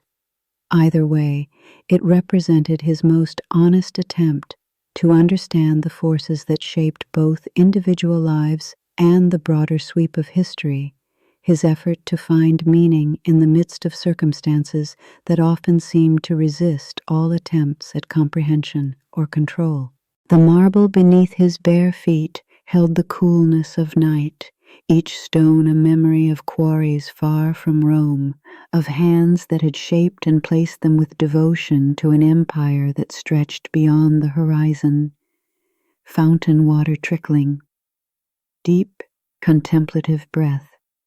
Nero stood at the center of the courtyard, his white sleeping tunic moving gently in the pre-dawn air, and felt the palace breathing around him like some vast creature that had taken root in the 7 hills. Distant footsteps on stone. Soft rustling. From the servants' quarters came the first stirrings of the day, the quiet shuffle of feet on worn floors, the whisper of cloth as bodies rose from sleep to begin their ancient dance of service. He could sense them without seeing them, these people whose lives moved in rhythm with his own breath, whose days began because his days required beginning. Water cascading softly, thoughtful pause. A kitchen maid lighting the first fire, her hands knowing the work so well that sleep still clouded her eyes. A guard changing watch at the eastern gate, his sandals marking time against stone that had witnessed 1,000 such exchanges, leaves rustling gently. Contemplative silence. The olive trees in their terracotta vessels seemed to lean toward him in the growing light, their silver-green leaves catching whispers of air that had traveled from the Mediterranean, carrying salt and stories of distant shores. Each tree had been chosen for this courtyard, lifted from some hillside grove, and brought here to create this moment of peace at the empire's heart. Gentle wind through columns, soft breath. The bay trees stood sentinel beside them, their darker leaves releasing the faint scent of triumph and poetry, of crowns woven for victories both martial and artistic, water drops falling rhythmically. Peaceful pause. The fountain at the courtyard center spoke in the language of falling water, each drop a note in an endless composition that had played since the palace's founding. Nero moved closer to its marble rim, watching the water catch the first pale light of dawn and scatter it in tiny prisms across the carved dolphins that danced around the basin's edge. Footsteps on marble. Water sounds growing closer. The craftsman who had shaped these dolphins had died decades ago, but his hands lived on in the stone, in the way the water curved around their forms and fell back to the pool below. Distant cooking sounds. bread-baking aromas. From the kitchens came the warm scent of bread beginning to bake, yeast and grain transforming in ovens that had been lit before sunrise by bakers whose fathers and grandfathers had performed this same ritual. Soft crackling of distant fires, contemplative breathing. The smell carried with it the promise of sustenance, of tables that would be laid throughout the palace, of hunger satisfied and strength renewed. Each loaf represented not just food, but continuity, the endless cycle of need and provision that bound together every soul within these walls. Sandals on stone walkways, morning bird calls. A gardener emerged from the shadows of the eastern colonnade, his weathered hands carrying pruning shears that caught the growing light, tools clinking softly, peaceful morning sounds. He moved among the potted plants with the careful attention of one who understood that beauty required constant tending, that the paradise of this courtyard existed only through daily acts of devotion. Nero watched him work, seeing in the man's movements the same dedication that had built the empire, the same patient care that sustained it breath by breath. Gentle wind through marble columns, thoughtful pause. The columns that surrounded the courtyard rose like prayers made stone, their Corinthian capitals blooming with carved acanthus leaves that would never wither, never fall. Distant temple bells, contemplative silence. Each column had been quarried from mountains that predated Rome, shaped by hands that had learned their craft from masters who traced their lineage back to Greece, to traditions that flowed like underground rivers through the generations. The marble held within it the memory of ancient seas, of creatures that had lived and died millions of years before the first Roman had dreamed of conquest. Soft footsteps approaching, fabric rustling. A slave girl appeared at the far end of the courtyard, carrying an amphora of water for the plants, her movements graceful and unconscious in the way of those who had learned their duties through repetition rather than instruction. Water pouring gently, peaceful morning atmosphere. She did not see him standing by the fountain, lost as he was in the growing shadows and the play of early light on white marble. Her presence was like a note in the symphony of awakening that surrounded him, each person contributing their part to the great composition of the day. Distant voices murmuring, morning prayers. From the palace's private chapel came the soft murmur of morning prayers, voices raised in gratitude for the night's safe passage and the day's promise, religious chanting distant, contemplative breathing. The words were Latin, but the rhythm was older than language, the same cadence that had marked human mornings since the first fires were lit against the darkness. These prayers rose through the palace like incense, binding together all who dwelt within its protection, creating a community of breath and hope and shared dependence on forces greater than themselves. Silk curtains moving, gentle morning breeze. The eastern sky began to show the faintest blush of rose and gold, colors that painted the marble walls with warmth and promised the full glory of sunrise still to come. Birds beginning to sing, peaceful awakening sounds. Nero felt the approaching day like a tide rising within his chest, lifting him toward consciousness of his place in this vast web of interconnected lives. Each breath he drew was shared with every person in the palace, every citizen in Rome, every subject of the empire that stretched from Britain's mists to Egypt's burning sands. Water flowing continuously. Deep contemplative pause. The fountain's voice seemed to grow clearer as the light strengthened, its liquid music speaking of cycles within cycles, of water that rose from the earth only to return to it, of lives that flowed into one another like streams joining a great river. Gentle splashing, peaceful meditation.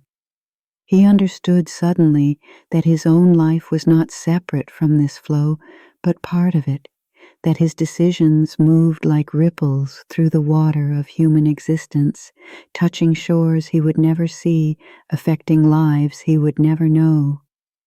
Morning kitchen sounds growing, bread and cooking aromas.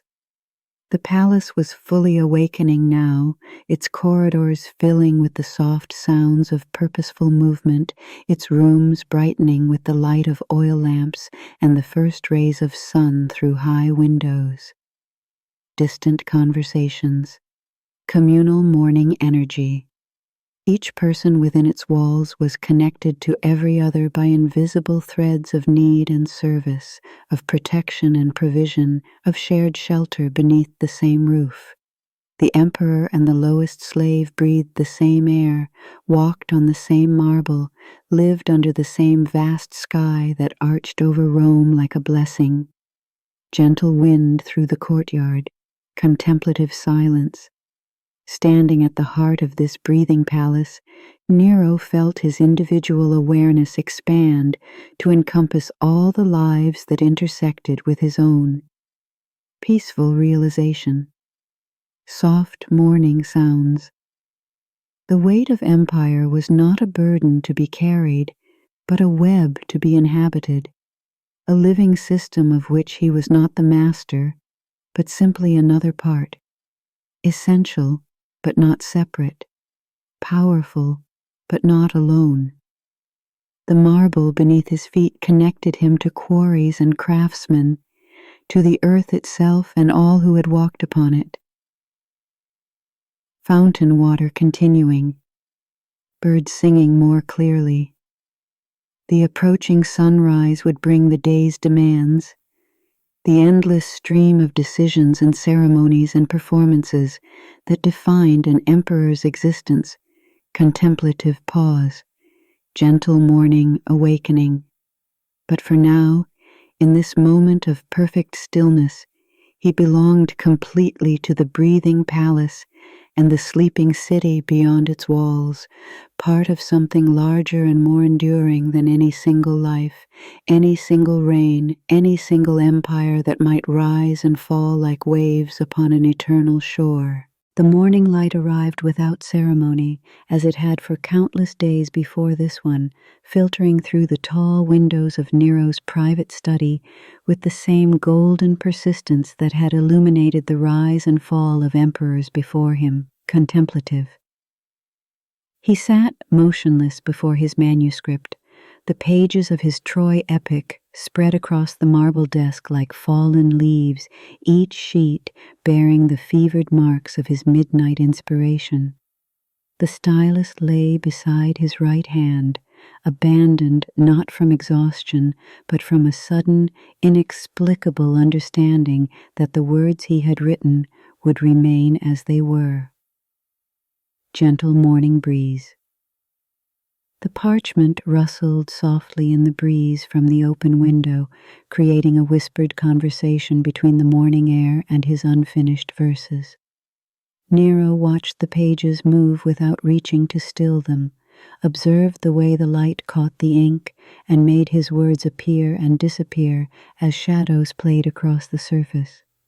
For the first time in years, perhaps in his entire life, he felt no compulsion to add to what existed, no urgent need to shape or control or perform peaceful breathing.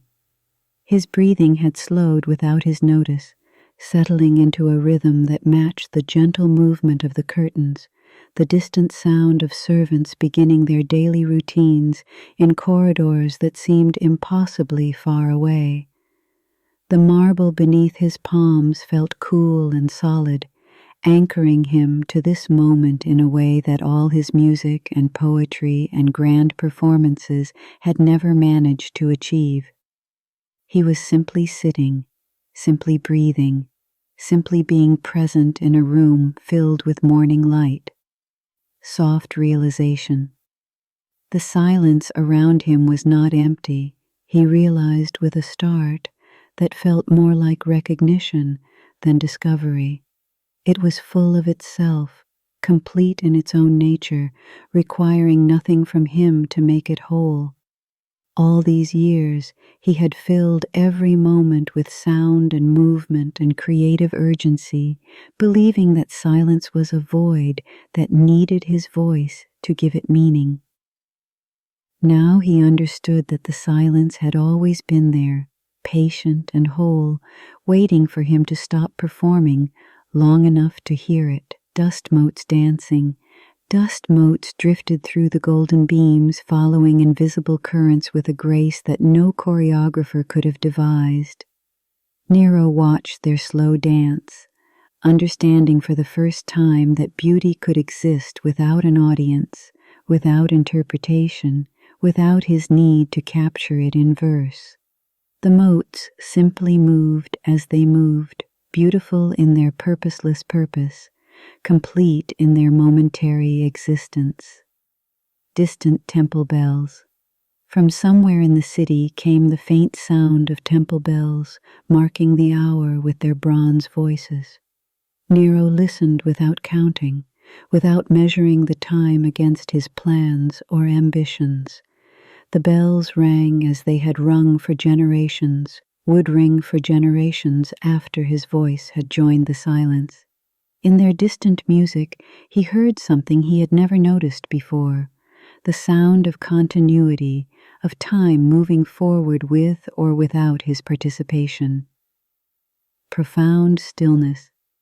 His hands, those hands that had plucked lyre strings and gripped styluses and gestured grandly before audiences, lay perfectly still on the marble. He studied them as if seeing them for the first time, noting the lines and scars, the way the light caught the rings he wore, the simple fact of their existence apart from their function. These hands had created so much, had reached constantly for more creation, more expression, more proof of his artistic nature. Now they rested, and in their stillness he found a different kind of creation, the creation of space, of pause, of acceptance. Morning garden sounds. Through the window came the sound of birds in the garden, their morning songs weaving together without plan or purpose, each voice adding to a chorus that no conductor directed. Nero listened to their unconscious music, understanding that this too was art, perhaps the truest art he had ever encountered.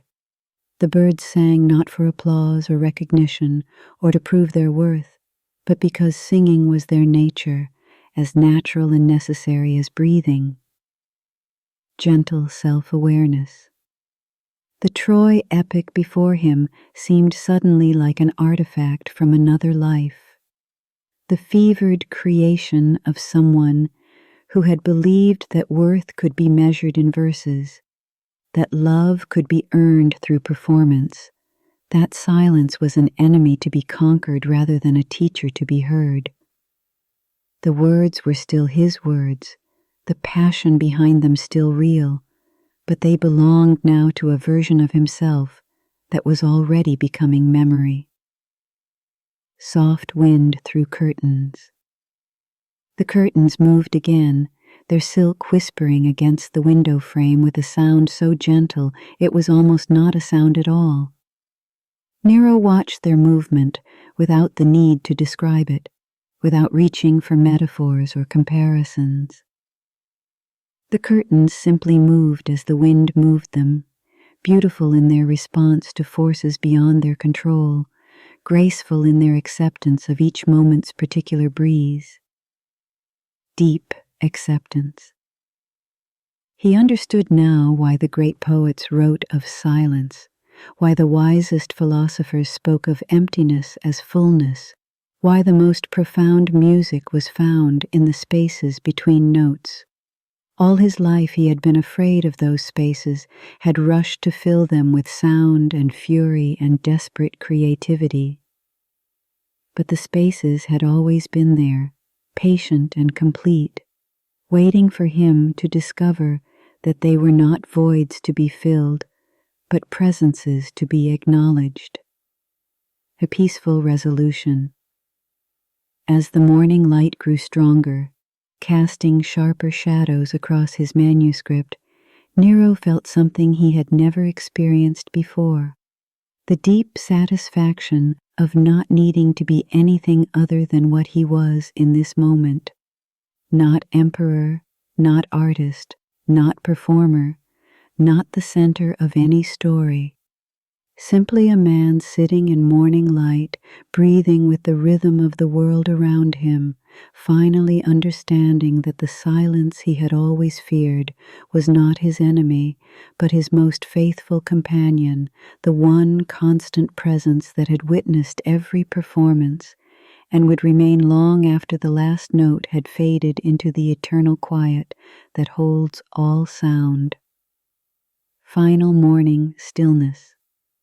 The manuscript pages settled into stillness as the breeze calmed, and Nero sat with them in the growing light, no longer the author of their words, but simply their witness, finally at peace with the profound silence that had always been waiting for him to stop performing long enough to hear its gentle, endless song. Gaius moved through the palace corridors with the measured pace of a man who had walked these same paths for more years than most could remember, his footsteps creating a soft rhythm against the marble that had become as familiar as his own heartbeat.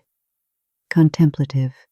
The morning light fell through the high windows in patterns he had watched shift and change through the reigns of 3 emperors, each beam of sunlight carrying with it the weight of accumulated days, accumulated service, accumulated understanding. Gentle footsteps. He paused at the doorway to the great hall where Claudius had once held court, his scholarly emperor bent over scrolls and tablets, muttering about the proper pronunciation of ancient words while the business of empire waited with patient resignation. Gaius could still see him there, could still hear the gentle stammer that had hidden such profound intelligence, such unexpected wisdom about the nature of power and its proper use. Soft memory. The memory dissolved as naturally as it had formed, replaced by the present moment, the empty hall filled with morning light and the distant sound of servants beginning their daily routines. Gaius had learned long ago not to cling to these visitations from the past, but to let them come and go like the light itself, illuminating what they would, and then moving on to illuminate something else. Peaceful reflection. Further down the corridor, he stopped before the chamber where Caligula had raged and plotted, where madness had worn the purple and called itself divine. Even now, years later, Gaius could feel the echo of those terrible days, the way fear had moved through the palace like a living thing, touching everyone, changing everyone. He had served through that darkness, had found ways to protect what could be protected, to preserve what could be preserved, to endure what had to be endured. Deep wisdom. The young man who had first entered imperial service would have been broken by such experiences, would have fled or despaired or lost himself in the horror of witnessing power without restraint. But service itself had taught him something deeper than survival. It had taught him that he was not the center of these storms, that his role was to be the steady presence that outlasted the chaos, the continuous thread that connected one reign to the next. Quiet understanding.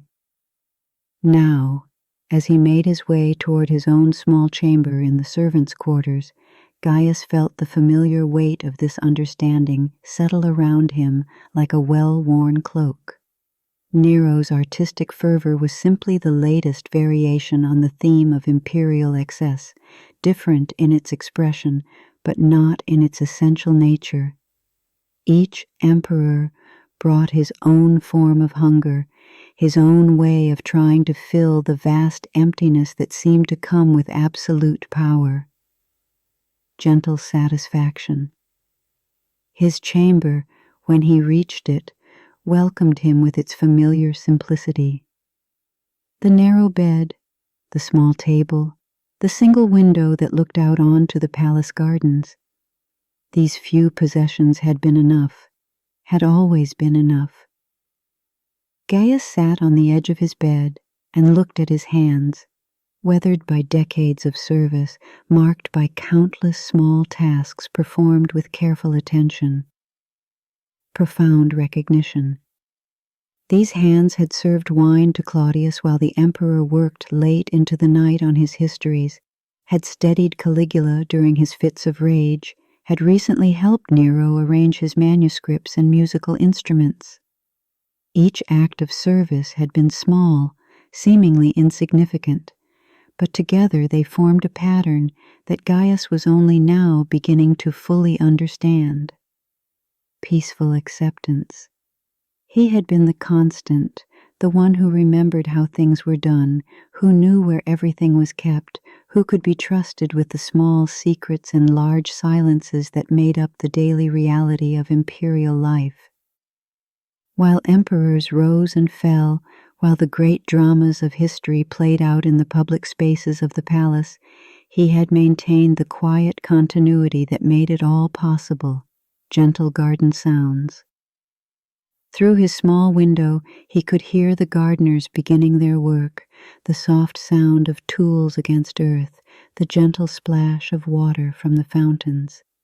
These sounds, too, were part of the continuity he had helped to maintain, part of the larger pattern of service that extended far beyond the palace walls, far beyond the reigns of individual emperors, deep contentment.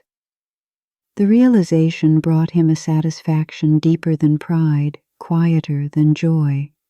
He had not sought greatness, had not tried to shape history or influence the great decisions of state. Instead, he had simply served day after day, year after year, with the same careful attention, whether the task was important or trivial, whether the emperor was wise or mad, whether the times were peaceful or turbulent. Soft morning light. The light from his window had shifted while he sat in reflection, moving across the floor of his chamber in its ancient pattern. Soon it would be time to begin the day's duties, to take up again the familiar rhythms of service. But for now, in this quiet moment, Gaius allowed himself to rest in the understanding of what his life had meant, what it continued to mean, eternal continuity. He thought of the young servants who would come after him, who would learn as he had learned to find meaning not in the grand gestures of power, but in the faithful performance of small tasks, in the maintenance of order and beauty and continuity through all the changes that time would bring. They would walk these same corridors, serve in these same rooms, become part of the same endless pattern of service that connected past and future in an unbroken chain. Final peaceful resolution. As the morning light grew stronger and the sounds of the awakening palace grew louder, Gaius rose from his bed and prepared to take up his duties once more. But he carried with him now the deep peace that comes from understanding one's place in the larger pattern, from recognizing that the most important service is often the most invisible, and that true continuity is found not in the dramatic moments that history records, but in the quiet faithfulness that makes those moments possible, fading footsteps. His footsteps resumed their familiar rhythm in the corridor, steady and sure, carrying him forward into another day of service, another thread in the endless tapestry of care that holds the world together. The garden paths wound through the palace grounds with the unhurried curves of water finding its way to the sea, each turn revealing new arrangements of light and shadow, new conversations between the ancient olive trees and the morning sun. Peaceful walking. Nero moved along these paths without destination, his earlier urgency completely absent, replaced by something he could not yet name but recognized as necessary, as right, gentle touching. He stopped beside an olive tree whose trunk bore the scars and swellings of centuries, its bark rough and deeply textured under his palm. For the first time in his life, he touched it without reaching for words to describe the sensation, without seeking metaphors or images that might capture its essence for some future poem. The bark was simply what it was, ancient, weathered, alive in its own patient way, utter music. A fountain played nearby, its water catching the strengthening light and throwing it back in patterns that shifted and changed with each movement of the breeze. Nero watched without the need to interpret, without the compulsion to find meaning or beauty or significance in the display. The water simply fell as water falls, following the laws that governed its nature, beautiful in its complete lack of self-consciousness. Profound stillness. He settled onto a stone bench worn smooth by generations of use, feeling the coolness of the marble through his robes, the solidity of something that had endured longer than any of the emperors who had sat here before him. The bench asked nothing of him, required no performance, no justification for his presence. It simply supported him, as it had supported others, as it would support those who came after. Bee music. Bees moved among the lavender bushes with purposeful efficiency, their humming creating a low, continuous music that needed no audience, no appreciation, no interpretation. Nero watched their ancient dance, understanding for the first time that their purpose existed entirely separate from his observation. They gathered nectar not for his admiration, but because gathering nectar was their nature, as natural and necessary as his own breathing. Gentle realization. The revelation came not as a sudden insight, but as a gradual recognition, like dawn breaking so slowly that the moment of full light cannot be precisely identified. He had spent his entire life believing himself to be the center around which all experience revolved, the consciousness that gave meaning to everything it encountered. But the garden continued its ancient rhythms around him, and he began to understand that he was not its center, but simply one element within its larger pattern, rustling leaves. The cypress trees whispered to each other in voices too soft for him to understand, sharing secrets that predated his birth and would continue long after his death. Their conversation required nothing from him, included him only in the way that all living things were included in the vast network of growth and decay, of seasons turning and years passing, of life expressing itself in countless forms. Deeper understanding.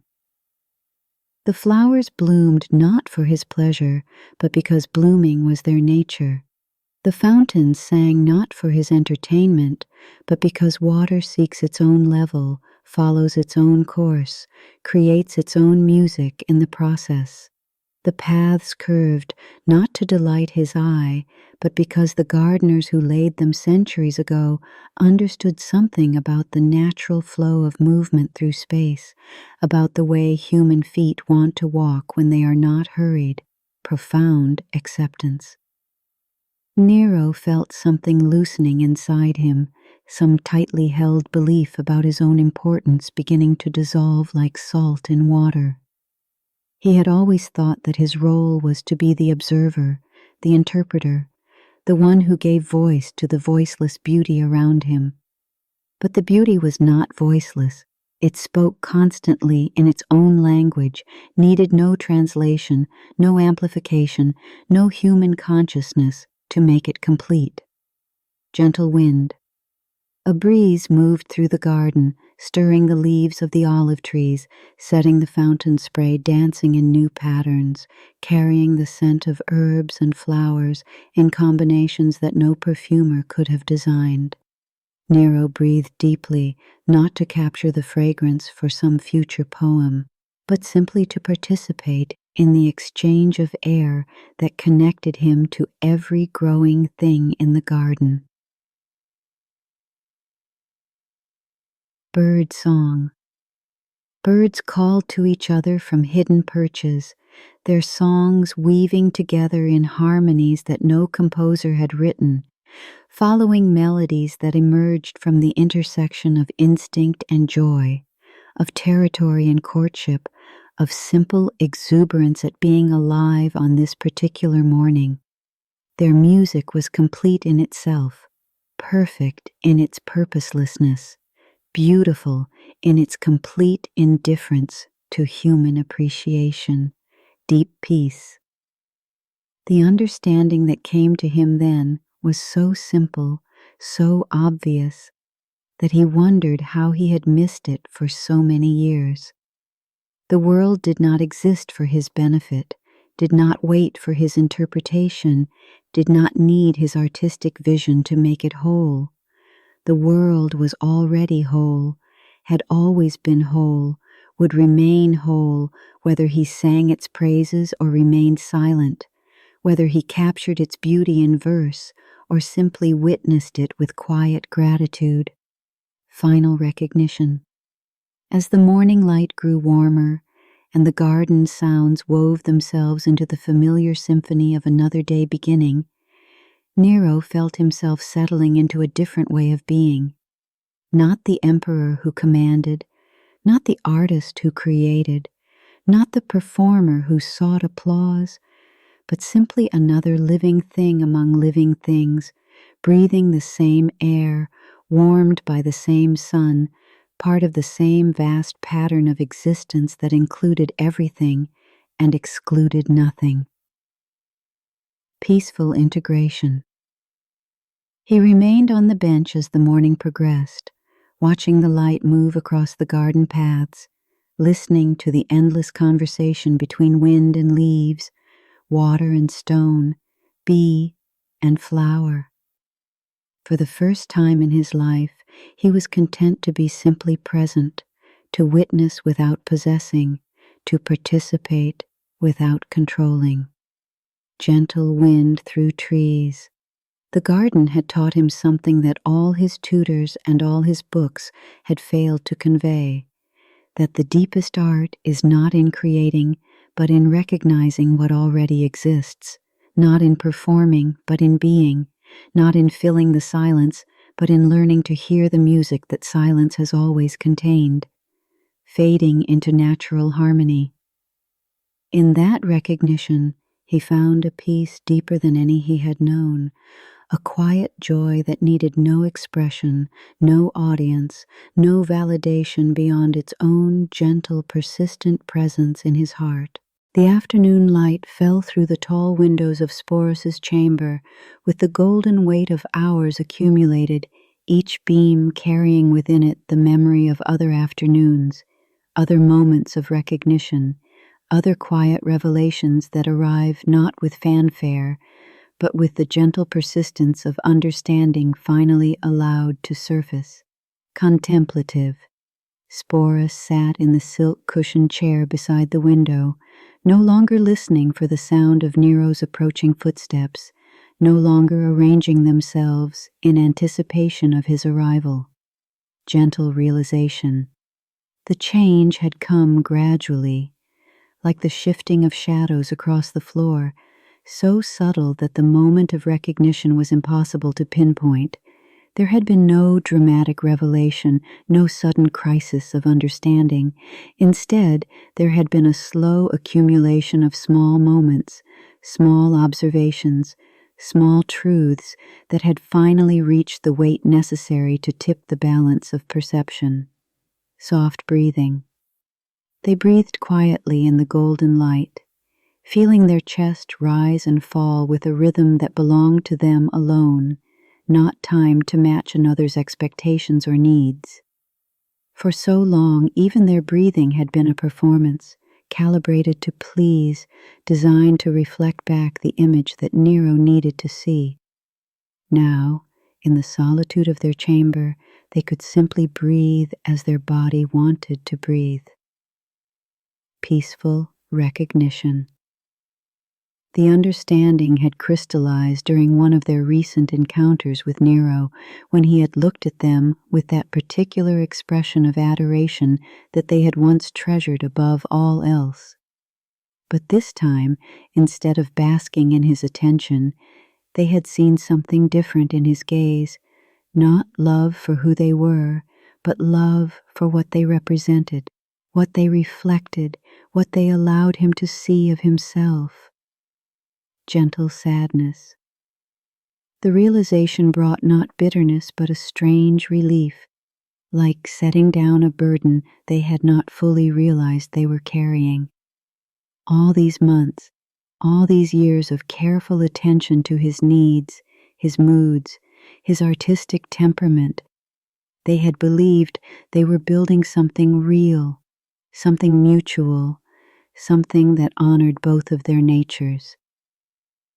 But they understood now that they had been building a mirror, polishing its surface until it reflected back exactly what Nero needed to see. Warm afternoon light. The light moved across the polished floor in its ancient pattern, and Sporus watched its progress without the need to find meaning or beauty or significance in its movement.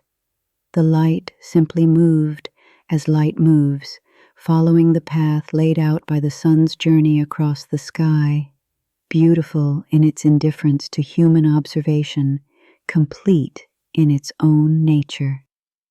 Deep understanding. They thought of all the times Nero had praised their beauty, their grace, their perfect understanding of his artistic vision. Each compliment had felt like validation, like proof of their worth, like evidence of a love that transcended the ordinary boundaries between souls.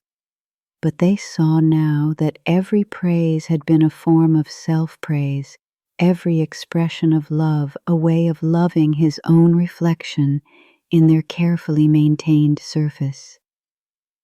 Gentle liberation. The recognition brought with it an unexpected freedom. They no longer needed to monitor their every gesture for its effect on Nero's mood, no longer needed to anticipate his needs before he expressed them, no longer needed to be the perfect complement to his artistic temperament. They could simply be themselves, whatever that might mean after so many years of careful performance. Soft incense smoke.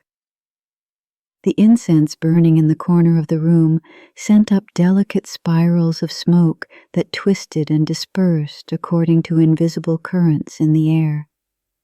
Sporus watched the smoke dance without trying to read messages in its patterns, without seeking omens or significance in its movements. The smoke simply rose as smoke rises, beautiful in its purposelessness, graceful in its complete lack of intention, profound acceptance. They understood now that Nero's love, while genuine in its own way, had always been a form of self-love, a way of adoring his own image reflected back to him through their carefully cultivated responses. He had loved them not for their differences, but for their similarities to his ideal, not for their independence, but for their willingness to become whatever he needed them to be. Gentle self-recognition. In the growing afternoon light, Sporus looked at their own hands, really looked at them. seeing not the instruments of performance they had become, but the simple living appendages that belonged to them alone. These hands had touched Nero with studied tenderness, had moved with calculated grace, had gestured with practiced elegance. Now they rested quietly in their lap, belonging fully to the person who inhabited this body, this life, this moment. Quiet dignity. The silk curtains moved slightly in the barely perceptible breeze, their movement creating subtle changes in the quality of light in the room. Sporus watched without the need to enhance or interpret the scene, without reaching for the kind of poetic language that Nero would have used to describe such a moment. The curtains simply moved as the air moved them, and that was enough, more than enough. Deep peace. They felt something settling inside them, some long-held tension finally releasing. For years they had lived in a state of constant readiness, always prepared to be whatever Nero needed them to be in any given moment. Artist's muse, emperor's companion, mirror for his moods, reflection of his desires. But underneath all those roles, some essential part of themselves had remained, waiting patiently for the day when it might be allowed to emerge. Final understanding. As the afternoon light began its slow fade toward evening, Sporus felt the deep satisfaction that comes from recognizing one's own truth, even when that truth is complicated, even when it requires letting go of comfortable illusions. They had been loved, truly loved, but they had also been used, truly used, and both things could be true simultaneously without negating each other. Peaceful resolution. The sound of the palace around them, distant voices, footsteps in corridors, the eternal music of daily life continuing its ancient patterns, no longer seemed like a call to performance, no longer demanded their attention or response. They could simply sit in their chamber, in their own company, learning again what it felt like to exist for themselves alone. Gentle evening approaching. In that rediscovered solitude, they found not loneliness, but a kind of homecoming, a return to the self they had almost forgotten in their years of devoted reflection. Soft exhale. The understanding brought with it a peace deeper than any they had known in Nero's arms, quieter than any they had found in his admiration, more lasting than any they had discovered in his art. Fading into peaceful solitude, they were themselves again, finally and completely, and in that recognition lay the beginning of a different kind of love, a love that needed no mirror, no audience, no validation beyond its own gentle, persistent presence in the chambers of their own heart. The lyre rests in his hands like a sleeping bird, its weight familiar yet somehow different now. Contemplatively, Nero sits in the gathering dusk of his private chamber, the instrument across his lap not as tool or weapon or shield, but simply as what it is, wood and metal and catgut, shaped by human hands into something that can hold music, gentle evening breeze. Through the tall windows, Rome spreads below him in the dying light, a city of red tile and white marble, of narrow streets and broad forums, of lives being lived in countless rooms like this one, though none quite like this one. The sun hangs low over the 7 hills, painting everything in shades of amber and rose. Softly. He does not reach for the strings. For once, the urge to play, to perform, to fill the silence with sound has left him entirely. The lyre's curves catch the light, and he sees how beautiful it is even in silence, perhaps especially in silence. Distant city sounds. The faint sounds of evening drift up from the streets below. Voices calling, doors closing, the clip of horses' hooves on stone, the eternal rhythm of a city settling into night. He thinks of all the songs he has sung, all the audiences he has commanded to listen, all the applause he has demanded and received. Reflectively, the memory of it feels distant now, like something that happened to someone else in some other life. The desperate hunger that has driven him for so long, to be heard, to be remembered, to leave something of himself that will outlast his flesh, seems to have quieted, not through satisfaction, but through a kind of exhaustion that is also, strangely, relief. Pause. Gentle wind through curtains. The chamber around him holds the accumulated silence of centuries. These walls have heard the voices of emperors before him, will hear the voices of emperors after him, if there are emperors after him. The marble floors have felt the weight of other feet, other ambitions, other fears. Contemplatively, he understands suddenly that he is not the first man to sit in this room and wonder what he will leave behind, what trace of himself will remain when the last person who remembers his voice has also fallen silent.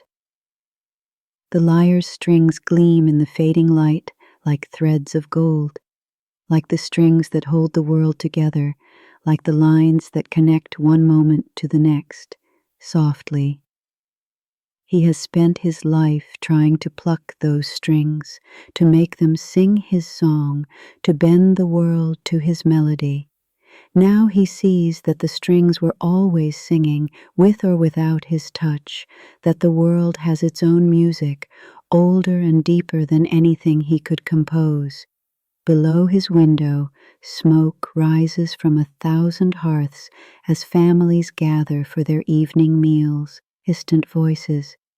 Children are called in from their games, lovers meet in shadowed doorways, old men sit in taverns and tell the same stories they have told for decades. The great machinery of life continues its ancient work, indifferent to his presence or absence, indifferent to his songs. Peacefully.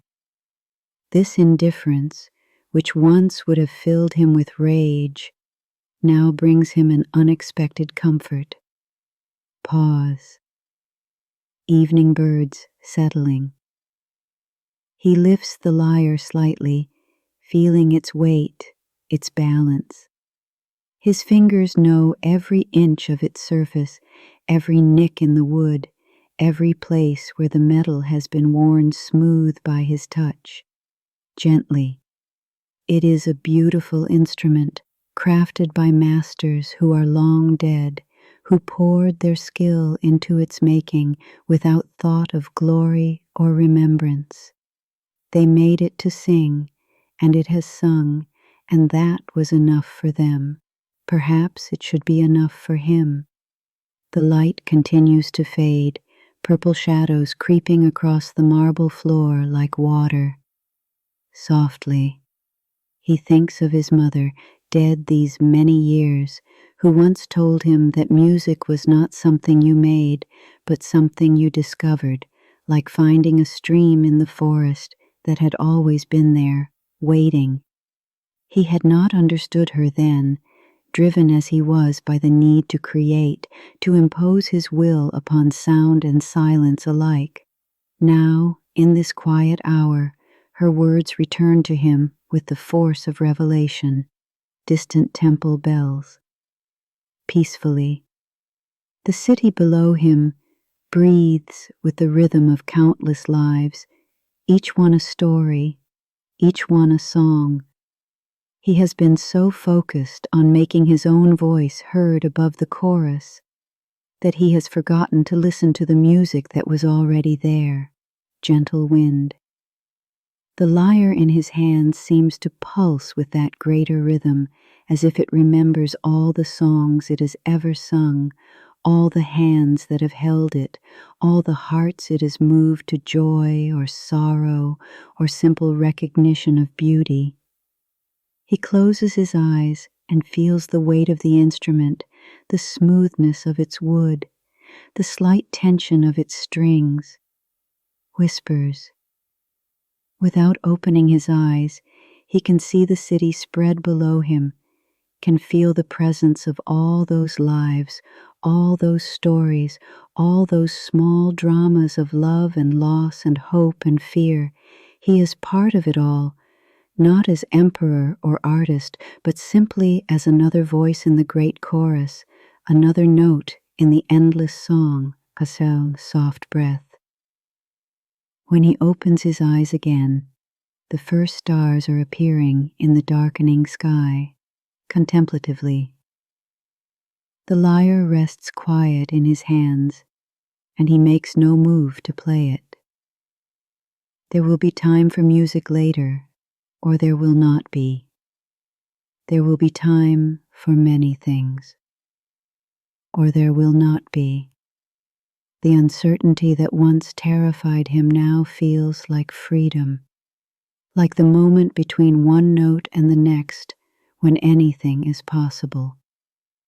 The chamber has grown cool with the coming night, but he does not call for servants to light the lamps or bring him wine. Softly, he sits in the gathering darkness, holding his lyre, listening to the vast silence that contains all possible songs. Below him, Rome settles into sleep, and he feels himself settling too, not into sleep, but into a deeper quiet, a place where the need to perform, to prove, to persist beyond his time has finally stilled. Distant night sounds, peacefully. The lyre's strings catch the starlight now, thin lines of silver in the darkness. Very softly. He thinks of all the songs that have never been sung, all the melodies that exist only in potential, waiting for the right moment, the right hands, the right heart to give them voice. Perhaps his greatest composition will be this silence, this moment of perfect acceptance, this recognition that he is both essential and utterly dispensable, both the center of his own story and a minor character in a much larger tale. Gentle night breeze, whispers. The weight of the lyre in his hands feels like the weight of all his ambitions, all his fears, all his desperate attempts to carve his name into eternity, sleepily. But weight, he understands now, is not always burden. Sometimes it is simply presence, the quiet acknowledgement of what is, without the need to make it more or different or lasting. The instrument rests in his hands like a prayer, like a question that has finally stopped demanding an answer. Distant night watch calling, fading. And so, as the darkness deepens over the eternal city, soft wind through trees, peacefully, he sits with his lyre and his silence, no longer emperor or artist, but simply a man who has learned at last to listen to the music that was always there, candle flame guttering very softly, waiting for him to stop singing long enough to hear it. Final exhale, sleepily. In that listening, he finds a peace deeper than applause, more lasting than fame, eternal silence beginning, fading, a quiet acceptance that will carry him gently through whatever comes next. Join us for more quiet moments from history, where literary storytelling meets peaceful sleep. Subscribe for stories that honor both the art of narrative and the gift of rest.